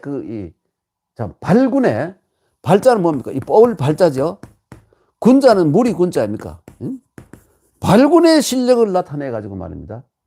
소문이 이미 똑똑한 사람이면 소문이 났어요. 그런데 이때 노나라에서 정말 공자하고 나이도 거의 같고, 더 웃기는 거는 생김새도 거의 같아요. 같고, 덩치 좋고, 힘도 세고. 그런데 이 목표가 좀 다르지만, 외형적인 어떤 개인의 어떤 뭐랄까요, 능력. 이거는 거의 비슷한, 어쩌면 공자보다도 그러한 이른바 공자가 선한 지혜라면 악지가 엄청나게 발전한 사람이 있었는데, 이게 논어에 나오는 논어의 표현 양화, 논어는 양화라고 나오고요. 다른 많은 기록에는 양호라고 나와요. 왜 다르냐? 호하고 화하고가 발음이 비슷하기 때문에 이렇게도 쓰고 저렇게 쓰는 거예요. 아까 그 상나라 마지막 임금을 주라 그랬잖아요. 근데 다른 역사 기록을 보면 주가 아니고 수로 나와요. 그래 학자들은 이거는 잘못 적은 것이고 이게 발음이 맞을 것이다. 쇼, 쪼 이게 발음이 비슷해서 이렇게 썼다 이렇게 봐요. 그러면 이게 사실 양호도 이게 맞고 이거는 그 논어에 나오는 양화는 이거는 좀 덜 발음이 같아서 빌려 쓴 글자라고 보면 되겠죠. 그 당시에 아마 이게 더 많이 호자가 더 많이 쓰였어요. 근데 이 사람이 이 몰락한, 원래 이 노나라의 이 권력자가 맹씨, 맹손씨, 숙손씨, 개손씨, 뭐 이렇게 있었는데, 이 맹손씨 집안, 여기서 제일 강한 게 개씨 집안이었는데요. 그 위에 왕이 있어요. 왕은 재혼, 노나라 재혼은 허수아비고, 이거 왕족들, 귀족들이 다 해먹었는데, 이 맹손씨 집안에서 태어난 서자로 태어났어요. 근데 여러분 알고 보면 또 서자들이 똑똑한 사람이 많잖아요. 이 현대사회도, 우리나라 현대사회도 보면 알고 보니 서자인데 그 사람이 굉장히 어릴 때부터 컴플렉스 많고, 또 한번 해보겠다면 또 욕심 이런 게 있어가지고 말이죠. 오히려 이 큰 인물들이 많이 나오죠. 여러분이 우리나라의 그 현대 정치사회나 이런 데 보면, 여러분은 몰라서 그렇지, 우리처럼 나이 들다 보면 알게 되는 경우가 많은데 서자 출신이 굉장히 많아요. 그리고 또 이 동기가, 이 동기 유발이 더 강한 사람들이잖아요.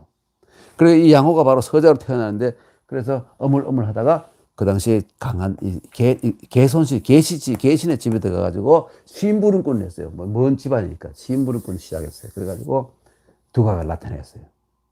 공자하고 비슷하게 생겼잖아요. 한 번은 어느 광이라는 곳에 갔다가 이 공자가 50대 때 말이죠. 이 사람들이 옛날에 그 양호가 군대를 몰고 와서 그걸 괴롭힌 적이 있어요. 양호를 본 사람들이 몇 년 뒤에 공자가 거기 이제 철안천하다 갔는데, 아니 양호하고 똑같은 저놈 양호다 이래가지고 막 공격하잖아요. 그래 공자가 그때 그걸 잘못하면 죽을 뻔했는 그런 게 있어요. 네. 그래서 이게 보면 이게 광이란 땅이에요. 그리고 공자가 왜 두려움을 느꼈다? 광 유명한 얘기죠. 공자 일생에서 뒤에 나옵니다. 설명드릴게요. 근데 이 공자가 이제 그 당시에 그 상복을 이렇게 옛날에 모친이 죽으면 말이죠. 자체, 참체 이렇게 할 때 이 3년 상복을 입고 말이죠. 막 옷도 막 너덜너덜한 걸 일부러 말이죠. 입고 돌을 베고 자고 말이죠. 며칠 동안 밥도 먹자 물만 먹고 말이죠. 그런 코스가 있어요.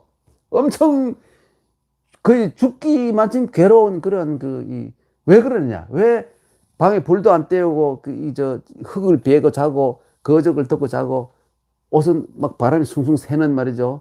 형편 누더기 입고 왜 그러느냐? 돌아가신 부모님이 얼마나 고통 속에서 돌아가느냐. 그 고통이 100분의 1이라도 느껴보자 하는 그 효심에서 그래 하는 거예요. 요즘은 그랬다가는 말이죠. 다 도망가 버리겠죠. 예. 심한 경우에는 말이죠. 3년 사이를 해가지고 무덤가에 가가지고 덜덜 불 떼고 하면 안 돼요. 덜덜덜 떨면서 말이죠. 겨울에 얼어 죽기도 해요. 얼어 죽기도 해요. 3년상 무덤가에서 묘 지키다가 뒤에 죽은 사람이 여러 명 있습니다. 역사상 훌륭한 인물도 그런 사람이 몇 있어요. 너무 뒤로 그래서 가끔 먹기도 하고 말이죠. 거기도 좀 이렇게 먹기도 하고 이래야 되는데 그걸 안 하고 있는 그대로 하다가 영양실조로 죽은 사람이 여러 명 있어요. 학자 가운데도. 정말 고지식한 사람들이죠. 그 부모에게 오히려 그거는 불효한 사람들인 것이죠. 그런데 공자가 이제 여러분 참 재밌는 거는 여러분 전라도나 경상도 아직도 이 봉건 의식을 많이 지키는 거. 특히 우리 고향 경상도 안동 이런 데 가면 말이죠. 그래도 이 옛날 규모를 한다 하면서 머리에 말이죠. 새끼를 감아 가지고 두르고 쓰고 모자 이런 거 쓰고 상복 입고 있는데 그 상복 그 모양이 은나라 때 복장하고 똑같습니다, 여러분. 중국도 입지 않고 일본도 입지 않은 거 은나라 때 복장을 그대로 입고 있어요, 우리가. 전통 상복 있잖아요, 그 전통 상복. 너무나 웃기잖아요, 그게. 그 그림이 그대로 남아있는데 그대로예요. 모자 이래 쓰는 거, 이래 쓰는 거 감아가지고 이게 그대로예요, 그대로. 이제는 많이 줄었습니다. 아직도 있습니다. 아직도 우리나라 이 경상남도도 그렇고 경상북도 특히 안동, 의성, 봉화 말이죠. 경상남도 함양 혹은 산청 이런 데가 아직도 그런 집 많아요. 이 전라도 지역도 가면 말이죠. 특히 전라남도 쪽에 가면 그런 집 그대로 지키지 많아요. 그렇고. 그리고 공자가 이거 제가 좀 옆으로 자꾸 나가는 바람에 미안합니다. 본론을 자꾸 빨리 말해야 되는데 공자가 이 어머니 상복을 입고 공자는 편 강조하는 게 뭡니까? 공자 이 삶 가운데 가장 강조하는 게 3년상이잖아요. 근데 이 3년이 36개월인지 그 25개월 이제 이게 왔다 갔다 해요. 조선시대에는 3년이 25개월로 했는데, 25개월 되면 3년으로 더 가는 그 달에 탈상을 하는데, 옛날에는 실제로 36개월 했다는 사람들 많아요. 그 김일성이가 죽었을 때 김정은이가 진짜 36개월 했잖아요. 그래, 얘를 아는 사람이 웃었잖아요. 뭐 저런 일이 다 있냐 하고 웃었잖아요. 근데 알고 보니 옛날 중국 고대에는 실제로 이렇게 했기도 했다는 거예요. 그래서 상복을 입고 이런 동안에는 여러분 외출도 안 되고, 늘 울고 있고 이렇게 해야 되는데, 아니, 공자가 17살 때 어머니가 돌아가지고 상복을 입고, 그리고 수상이라 그러기도 하고, 수제라 그러기도 해요. 제도를 지킨다. 상복제, 수제라 그러기도 하는데, 하고 있는데, 상조가 되어 있는데, 아니, 그리고 아들이라고 달랑 자기 하나밖에 없을 때는 형제고 뭐가 아무도 없잖아요. 근데 이 빈소를 지키기 자기 혼자인데, 양호가 찾아왔어요. 양호가 찾아와가지고 문상을 하러 왔겠죠. 그래서 뭐라 그러냐면, 자기가 지금 그때 양호가 계신의 집에, 그 노나라 최고 골자 계신의 집에 있잖아요. 예. 그 며칠 뒤에 계시댁에서 그 연회를 한다고, 연회를. 그 어떤 상황이냐면, 앞으로 이 나라의 꿈나무들, 엘리트들을, 젊은 사람들을 모아가지고, 일종의 격려 차원의 그걸 한다. 이렇게 얘기를 하는 거예요. 그리고 공자가, 그때 공자가 일생일대 공자가 정말 가슴 아프고 괴로웠을 거예요. 갔습니다. 그 며칠 뒤에 어머니 돌아간 지 얼마 안 되는데 갔어요. 어떤 사람은 상복을 입고 갔다 그 말이 아니에요. 어떻게 상복을 나무 연애하는데 상복 입고 갑니까? 그 사람들 좀 답답한 사람입니다. 다시 평복으로 갈아입고 갔겠죠. 그런데 거기 들어가서 대문을 들어가는데 양호가 딱 지키고 있다가, 야, 공구, 너는 왜 왔니? 그래, 야, 양호야, 너가 며칠 전에 오늘 그거 있다고 나한테 얘기해줘. 나도 오란 거 아니었어? 아니야, 너는 아니야. 난 너가 오라는 게 아니고 이런 일이 있다는 걸 알려줬을 뿐이야. 양호가 거짓말한 거예요. 속인 거예요. 그래, 공자가 바보가 된 거예요, 거기서. 그러니까 그 당시에 아마, 이거 소설 같은 얘기지만, 이 공자가 어릴 때부터 효자고, 뭐 또 예를 잘 지키고, 입만 때문에 3년상이고, 죽을 때까지 3년상 그랬습니다. 그러다가, 아니, 자기 엄마 상복을 입고 있다가 잔치하는데 옷 벗고 갔다 가면 그런 망신이 없습니까? 공자가 아마 일생일대 최고의 망신이고, 함정에 빠졌던 것이죠. 그러면 평판이 어떻게 되겠어요? 그래, 이걸 아마, 그래서 양화는 공자와 영원한 라이벌, 영원한 라이벌이에요. 예. 뒤에 쭉 보다가 이 결말이 어떻게 되는지. 기사 본말체, 기전체가 아니고, 편년체가 아니고, 기사 본말체라면, 기사 본말체라는 건 역사 기술의 한 방법인데, 한 사건에 대해서 시종을 다 한꺼번에 다 쓰는 거예요. 사건별로. 그러면 이 기사 본말체를 할게요. 뒤에 어떻게 되느냐. 양호는 말이죠. 승승장구합니다, 여러분. 근데 공자는 어떻게 하느냐. 양호의 견제에 눌려가지고, 마이크나 이렇게 비슷해요. 능력이 몸도 비슷하고. 견제에 눌려가지고. 그러나 양호는 비록 서자 출신이지만 그래도 귀족의 서자잖아요. 노나라의 그때 핵심 귀족에. 그렇게 해서 계속 견제를 받아가지고 공자는 벼슬이 어디까지 뭘 했냐면 창고지기하고 계신의 집안에 이 말먹이 소먹이는 뭘까요? 뭐라 그러죠? 목장지기 이 두 가지밖에 못해요. 근데 기록에 보면 창고지기 할 때 너무나 회계를 잘해가지고 공평했다. 목장을 할 때는 전부 이 말들이나 소들이 살이 쪘다. 이렇게 미화시켜놨는데 그건 알 수 없는 거. 누가 봤습니까? 그렇게 이 공자를 후세에 엄청 미화를 시키는데 그 미화 속에 그렇게 되어 있어요. 그런데 그걸 언제 18살 때부터 시작해가지고 한 20살 초반에 그렇게 하고, 그 다음부터는 이제 계속 하사, 중사 올라가야 되는 다리가 끊어져 버리는 거예요. 누가 끊었을까요? 공자가 아들 낳을 때 그 소공이, 힘이 없는 소공이 저걸, 기대를 했잖아요. 그러니까 이 왕의, 왕이 아니라, 제후죠.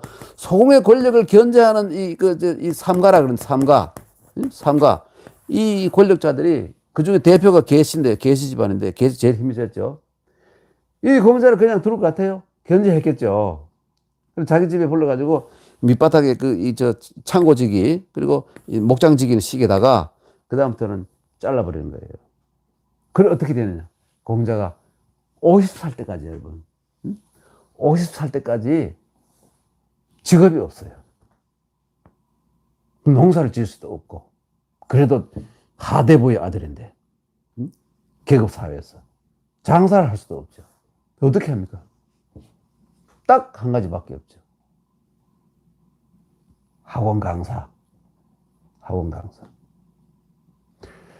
그래가지고 이제 집에서 이제 학원을 했어요. 지금 북한에도 지금 학원이, 과외 선생이 있답니다. 돈 좀 있는 사람들이 머리 좋은 애들 불러가지고, 선생님들을 막 불러가지고, 과외. 얼마 전에 그것도 금지됐어요. 얼마 전에 북한에서 온 분은 들었는데, 최근에 과외 그것도 금지됐다는 거예요. 얼마나 사회를 통제하는, 내왕을 못하게 하니까. 이 코로나 때문에. 네, 내왕을 못하게 하잖아요. 완전히 봉쇄해가지고. 마을끼리 오가지도 못하게. 그건 옆으로 나간 얘기고. 네. 그래가지고 이제 공자가 견제를 받아가지고 50살 때까지 학원을 차린 거예요. 요즘 말해서 학원, 강사를 하다가 이제 학생들이 많이 모이니까 이제 학원 원장이 된 것이죠. 원장이 돼가지고 제자들을 20살 때부터 50살까지 30년 가까이를 학원 원장으로 살았어요. 그런데 공자가 여러분 기록에 남자만은 그냥 배우러 온 사람들이 다 별별 직업이 다 있어요. 그런데 이 재밌는 거는 이 귀족들도 오고 형편없는 서민 자식도 오고 그랬어요. 저 먼 데서 오고. 그런데 한 가지 중요한 게 뭐냐면 공자님이 요거는 꼭 받았어요. 요거. 여기 뭐냐면 일속 그러면 한 줌, 한 묶음에 요거는 뭐냐면 마른 고기예요. 여기 고기 육자가 들어있죠. 요게 육달을 아닙니까? 육달을. 요거는 유는 발음 기호고, 응? 여기에 들어가면 이 말린 고기. 응? 그래 소나 말이나 양이나 해가지고 말려가지고 이게 술안주 같은 거 하잖아요. 그 한 줌은 속수 이상 가지고 와야 이제 제자로 인정해 주는 거예요. 그게 바로 이게 맨입으로 오면 안 되는 게 아니라 이 스승을 찾아가는 것도 예. 응? 이건 누구나 할 수 있잖아요. 응? 학비를 그걸로 했다는 거예요. 물론, 귀족들도 왔기 때문에 바리바리 싣고 오는 그 학생도 있었고, 요거밖에 못 가져오는, 이런 학생도 있었겠지만, 어쨌든, 기본으로 학비는 받았다는 거예요. 왜? 그렇게 안 하면 공자가 직업이 없으니까 살 수가 없잖아요. 30년간이나 그랬다니까. 그러다 뒤에 양호가 말이죠. 양호가 40대 후반에 돼가지고 말입니다. 양호가 뭡니까, 여러분? 이게 이 노나라에 제후가 있고, 이제 그 상대부, 대부, 그 다음에 이 제후예요. 제후, 사. 이렇게 있는데, 이 다음 밑에 서민이죠. 서 있는데, 이 밑에 이제 노예가 있고, 노예도 그 당시에 많았죠. 예. 그런데, 누구죠? 누굽니까?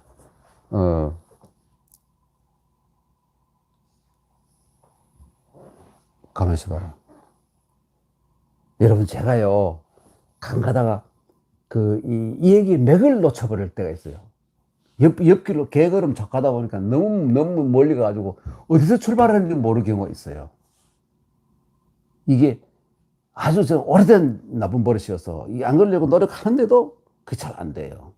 그래서 여러분께서 저같이 횡설수설하는 그래서 이 제목을 제가 이 한달 아래 횡설수설 사서삼경 이렇게 제목을 붙였잖아요. 횡설수설하고 있어요. 그러니까 잘 새겨 들으셔야 됩니다. 물론 복습을 하게 되면 어디서 놓쳤다는 알게 이게 녹화가 되고 있기 때문에 알겠지만 지금은 금방 생각이 안 나는 거예요. 여러분도 듣다가 왈랄랄랄랄 하다 보니까 어떤 얘기가 이리 흘러간지 잘 모르잖아요. 그렇죠? 아는 분이 있거든 한번 기록 한번 해보세요. 아는 분이 있거든. 네. 그렇게 해서 옆으로 또 흘러갑니다만은 공자가 이러고 이제 50살 때 됐을 때 그러니까 누굽니까? 그러니까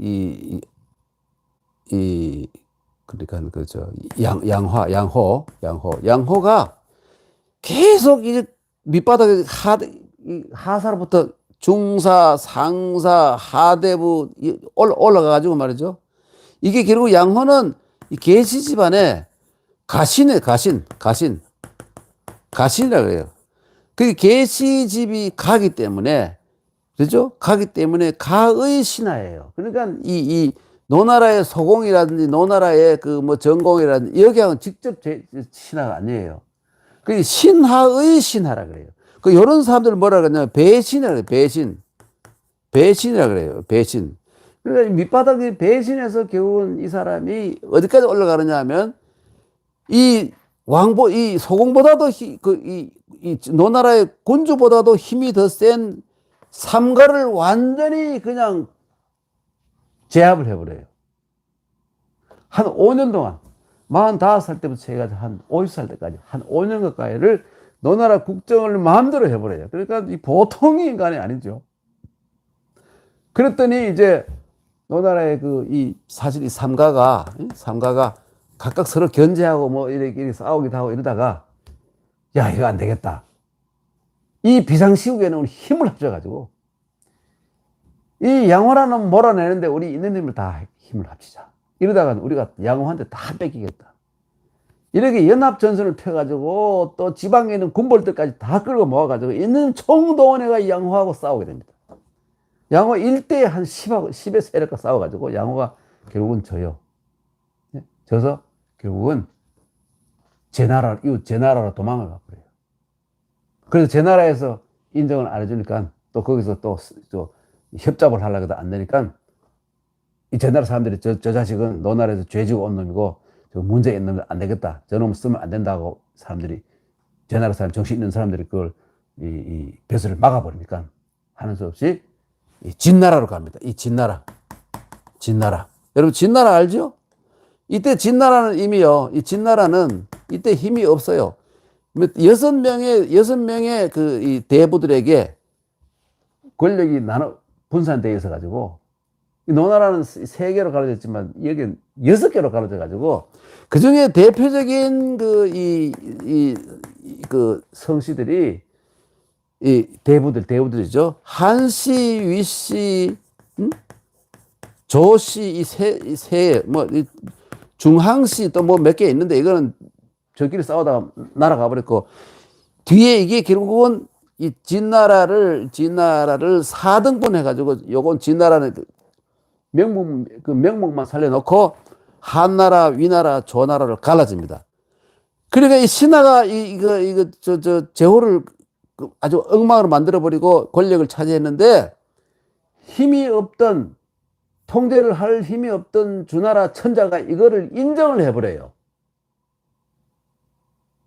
어느 주나라 명령을 내려 그런 더러운 짓 하지 마라. 원위치 이렇게 해야 되는데 그걸 할 힘이 없으니까 인정을 해버립니다. 그때 이게 한나라, 위나라, 조나라, 진나라 그 나라가 이만큼 있으면 진나라는 이만큼 주고 3등분 해가지고 갈라 먹어버렸어요. 그 얼마 오래 못 가서 진나라 이거 더 없어집니다만은 어쨌든 이 재산은 진에게 해두었죠. 그 진나라가 사실 춘추시대에는 제일 강한 나라였지 않습니까? 제일 강한 나라. 중원에 특히 요즘 산서성 일대가 옛날에는 여기 아주 문화가 찬란한 곳이고 이런 곳이에요. 산서성이. 요즘은 좀 못 사는 동네 돼버렸는데 참 다 이게 돌고 바뀌어요. 옛날에 중국에서 사람 못 살고 이 형편없는 그 귀향이나 가고 말이죠. 병균이 많아 그렇다고 사람들이 못 살당하는 겁이 나서 못 가던 곳이 어디냐, 광동성, 복건성인데 요즘은 거기가 제일 잘 살잖아요. 광주, 광동성 광주, 복건성 복주, 제일 잘 살아요. 광동성에 보면 홍콩도 거기 있고 말이죠. 신천, 거기 주해, 그거 다 거기 있잖아요. 제일, 국민소득이 제일 좋고 제일 잘 살아요. 돌고 도는 거예요. 우리나라 지금 여러분, 우리나라 팔도에 제일 못 사던 데가 모르죠? 함경도 아닙니다. 우리나라에서 조선시대에 제일 못 살던 곳이 제주도입니다. 땅값도 제일 싸고. 죄진 사람만 그거 보내가 살게 하고. 귀향지예요, 귀향지. 귀향지 좋은 데 보냅니까? 못 살 곳을 보내죠. 1960년대만 해도 전국에 제일 못 살던 곳이 제주도인데 지금은 제대로 살잖아요, 여러분. 바뀌고 바뀌는 거예요. 이게 또 주역의 이치이기도 하지만 바뀌고 바뀌어요. 하여튼 그래서 이렇게 그 조항정 이 명칭만 남아있던 이 주나라 이 천자가 이걸 인정해버리는 그 해부터를 전국시대라고 부르는 거예요. 그 이전에는 춘추시대라고 불러요. 그러니까 이 춘추시대와 전국시대가 갈라지는 게 바로, 아까 말한, 이 신하들이 제후를 완전히, 그 떡사발을 만들어버리고 나라를 갈라먹어버리고 중앙정부 인정받는 그때로부터 전국시대가 시작되는 거예요. 이때는 그래도 명분이라는 게 좀 남아가지고, 체면 명분이 있습니다. 여기 오면 체면이고 명분이고 없고, 정글의 법칙밖에 센 놈이 이기고 약한 놈은 죽는 거, 약육강식의 시대가 이게 전국이에요. 무서운 시대죠. 그런데 좀 재밌는 건 뭐냐면 중국 역사상 전국시대에 천재들이 제일 많이 나왔어요. 그러니까 세상이 어지러워야 인물이 나온다는 거지. 영웅이 시대를 만드느냐, 시대가 영웅을 만드느냐, 이거 화제가 온 하나지만, 중국의 경우를 본다면 전국시대에 수많은 맹자, 순자, 양주, 묵적, 양주, 혹은 손빈, 혹은 아이고, 어마어마하게 많은 인물들이 전부 전국시대 대부분이 전국시대에 나와요. 물론 여기 전시대 공자 같은 훌륭한 분도 있지만, 수많은 기라성 같은 영웅들이 나타난 시대가 전국시대입니다. 그래서, 뭡니까? 양호가 조나라로 도망가요. 조나라. 이 한이 조가, 아직 이 조나라, 이 진나라 시대에, 이제 이 조씨, 한씨, 위씨, 여러 가지 육기가 이 중에 힘이 좀 제일 센데, 이 조간자라는 사람이에요, 조간자. 이 시대, 공자 시대에는 조간자가 전 중국에 알려진 사람이에요. 공자는 사람들이 잘 몰라요. 몰라. 공자가 뒤에 여러분 초나라를 가지 않습니까? 초나라에 가서 초나라의 귀족이고, 초나라의 어느 지역의 실력자였던 이 심저량이라는 사람이, 중요한 사람이 있습니다. 심저량이라는 사람이, 심저량자, 제가 정신이 왔다 갔다 하는 시간이 오래되다 보니까, 량자 이게 아니고 이 교량, 다른 량자입니다. 심저량이라는 사람이 있었는데, 이 사람이 초나라의 그 재산까지 한 사람이에요. 국제적인 정치가예요. 그런데 이 주황정권의 그 쿠데타를 막아놓고는, 거기서 자기가 스스로 주저앉아가지고 부귀영화를 누릴 수 있음에도 불구하고, 이 위에 북쪽에 있는 이 다른 나라와의 진나라, 이 진나라입니다. 이 진나라와의 국경 지역에 와가지고 섭이라는 곳, 이걸 이 여비라 읽지 않고 지명일 때는 섭이라고 읽어요.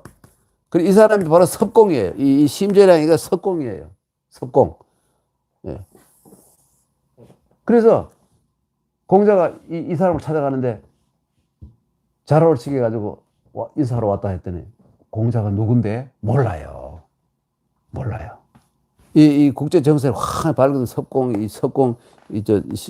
심재량이가 공자를 처음 들어봤는 거예요. 모르는 거예요. 그 정도예요. 그 당시에는. 그렇게 크게 유명하지 않았다. 그럼 그 당시에 누가 유명해? 안녕. 또 이 심재량. 그 외에도 말이죠. 누굽니까? 이 조간자. 조간자는 이름이 조앙이에요. 조간자. 그리고 양호. 이런 사람들이 국제적으로 널리 알려져. 공자는 모르는 거예요, 사람들이.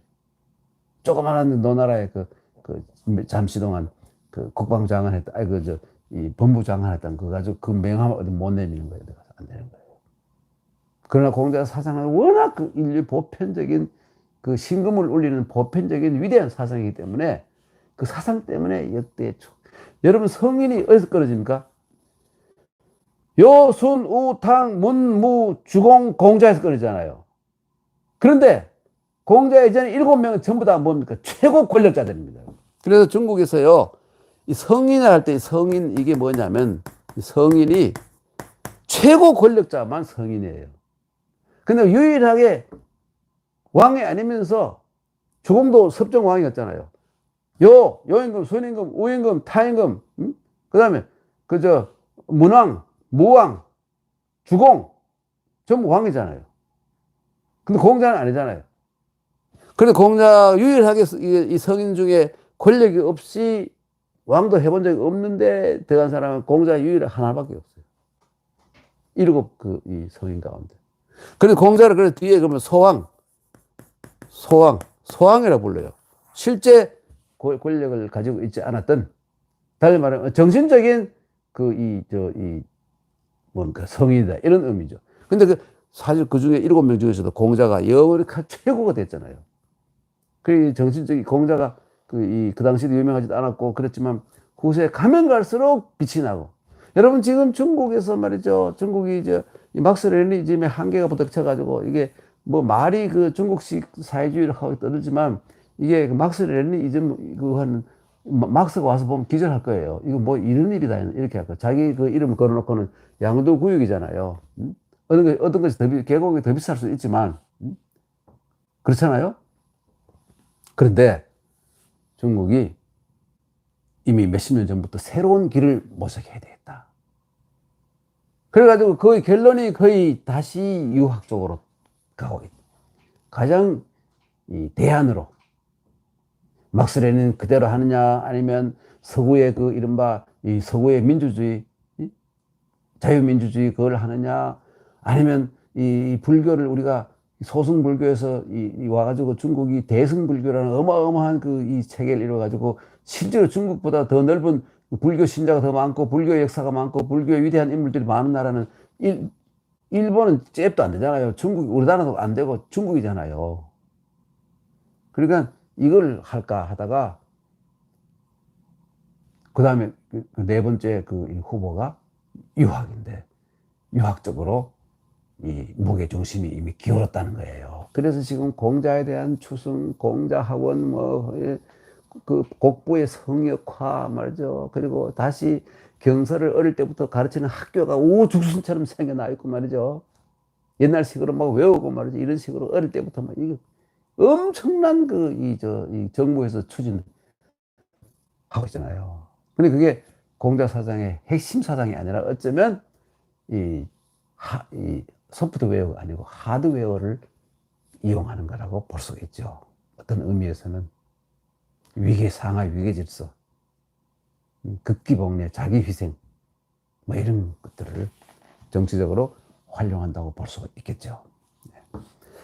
그래서 하여튼 이 공자의 이 삶을 지금 얘기하는데 양호가 아까 기사 본말처럼 양호는 공자와 양호는 그래 끝나고 양호는 결국은 뭐냐면 이 조나라의 조간자 아까 조왕이라 그랬죠 제가 조왕의 밑에 가가지고 근데 또 제명이 뭐냐면 작은 무당이 큰 무당만한 꼴이 됐어요. 이 더 음흉하고 더 지략이 있고 더 통이 큰 놈이에요. 통이 큰 이 인간이에요. 이 조간자가. 그 처음에 여기 가지고 말이죠. 양호가 여기가 조간자를 이용해가지고 해보려고 하다가 이거는 내가 도저히 감당할 수 없는 이거 엄청나게 큰 인물이라 해서 그다음부터는 탁 엎드려가지고 말이죠. 있는 힘을 다해가 충성을 했어요. 그래서 결국 이 조간자가 역시 여섯 명의 대부가 진나라의 6명의 대부 가운데서 최강자가 돼가지고 이 조나라를 만드는 기틀을 마련한 사람이 양호가 되어버린 거예요. 예. 그 당시에 이 양호라는 사람과 이 공자의 관계가 어릴 때부터 그런 관계. 그 뒤에 또 공자도 말이죠. 돌아다니다. 14년 동안 돌아다니다. 한 번은 말이죠. 야, 이게 안 되겠다. 양호가 미리 가 있긴 하지만 내가 이 조간자한테 한번 가볼까? 갔다는 거예요. 가다가, 여러분 잘 알잖아요. 조간자가 밑에 있던 두 명 모기하고 순하라는 그 이 충신들을 죽이는 걸 듣고는 강을 안 건너잖아요. 원이 돌아가 버리잖아요. 그러니까 조간자가 이 정치적인 어떤 그 판단을 해가지고 그 어진 사람들을 죽였다. 저런 놈하고는 이상이 맞을 수 없다. 알고 보니 저놈이 수단방법을 가지 않은 흉한 놈이구나. 이걸 알고 돌아섰다. 그 공자의 일생 가운데 또 하나의 중요한 포인트가 되고 있죠. 네, 여러분, 그래서, 아까 이 공자가 지금 우리 17살까지 갔습니다. 17살까지 갔고, 어머니 돌아가시고, 거기서 이제, 누굽니까? 양호의 관계. 예? 거기서 양호의 관계를 쭉 한번 정리하다 보니까, 17살에 넘어가지 못하고, 이제 오늘 벌써 시간이 다 됐어요. 시간이 다 돼서, 아쉽지만, 오늘은 여기까지 하고, 역시 다음 주 수요일 7시에 여러분 다시 또 만나서 17살 이후 73세까지 한번 쭉 훑고, 그래서 이 뭐가, 그러니까 맹자에 나오지만 그 사람의 책을 읽고 그 사람의 시를 읽으면서 그 사람의 쓴 글을 보면서 그 사람이 생장 배경이라든지 이 어떤 삶을 살았는지 그걸 모르면 글을 정확하게 이해할 수 없다 그러잖아요. 그래서 제가 왜 그 횡설수설 사서삼경 하느냐 하면, 논어라면 논어 한 구절 한 구절에 어떤 배경에서 이런 그 얘기가 나왔을 것이다. 이게 있어야 되는. 이게 그거 없이 뚝뚝뚝 떨어져 가지고 연결이 안 되잖아요. 그래서 어떤 배경에서 이런 말을 했다. 사상사적인 배경 혹은 정치사적인 배경 혹은 민속사적인 배경, 어떤 배경에서 이런 말이 나왔다. 이거를 짚어내야 그걸 더 정확히 이해를 할 수가 있고, 심화 교육이 되는 것이죠. 그래서 우선 공자가 어떻게 살았다는 걸 다음 시간 혹은 그 다음 시간까지 한번 쭉 훑고 그 다음에 논어로 들어가도록 하겠습니다. 여러분 오늘 여기까지 하겠습니다. 여러분 감사합니다. 잠깐만. 여러분 많은 분이 여기 변형구 선생 하고 이 많은 분들이 많은 분들이 들어오셨네요. 안동에 유명하신 이 여사님도, 안동에 아주 훌륭하신 이 여사님이라고 계시는데, 여러분이 궁금하면 제가 뒤에 한번 모실게요. 이 여사님도 들어오셨고, 여기, 제가 존경하는 우리 고등학교 동창이신 김 회장님도 오셨고, 여기 많은 분이 오셨군요. 정말, 감사합니다. 이거 참 상주에서도 오시고요. 유명한 동대문의 유명 한의원의 원장님도, 손 원장님도 와 계시고, 여기 이 KBS의 참 거물 언론인 이 선생님도 와 계시고, 여기 우리 뒤에 이 코로나가 없어지고, 어디 석관교, 이런 데서 야외에서 만나가 막걸리 한잔 하면 참 좋겠습니다. 빨리 그런 날이 와야 되는데, 오늘은 여기까지 하고, 다음 수요일 날, 목요일 날, 딱 한 가지 말씀드리면, 사실 제가 17년 동안인가 18년 동안인가 고려대 이 평생교육원에서 이걸 매주 수요일 날 했는데, 그때나 힘이 좋아가지고 제가 수요일 날 오후에 2시부터 5시까지 수업을 하고 또 7시부터 9시까지 수업을 해도 아무 문제가 없었는데요. 지금 대학원 수업도 수요일 날 하고 있습니다. 그런데 이제는 좀 역시 세월이 있어 그런지 힘이 붙여서 하루에 5시간 하기 좀 힘들어요. 그래서 좀 미안하지만 이 수업을 목요일로 바꾼 겁니다, 여러분. 그런 상황이라는 걸. 그래서 우리 이 여사님께서 배차전에 막걸리로 한번 안동에 오시면 여러분과 같이 가면 더 좋겠네요. 모시겠다고 그러네요. 하여튼 여러분과 이 동양 이 사상의 핵심인 유학의 사서삼경을 한번 쭉 이렇게 배경을 이해하면서 이 사상사적인 혹은 뭐 철학까지도 포함해서 제가 할 수 있는 대로 소개를 쭉 하겠습니다. 하여튼 오늘 첫날 많은 분께서 와주셔서 정말 너무나 감사합니다.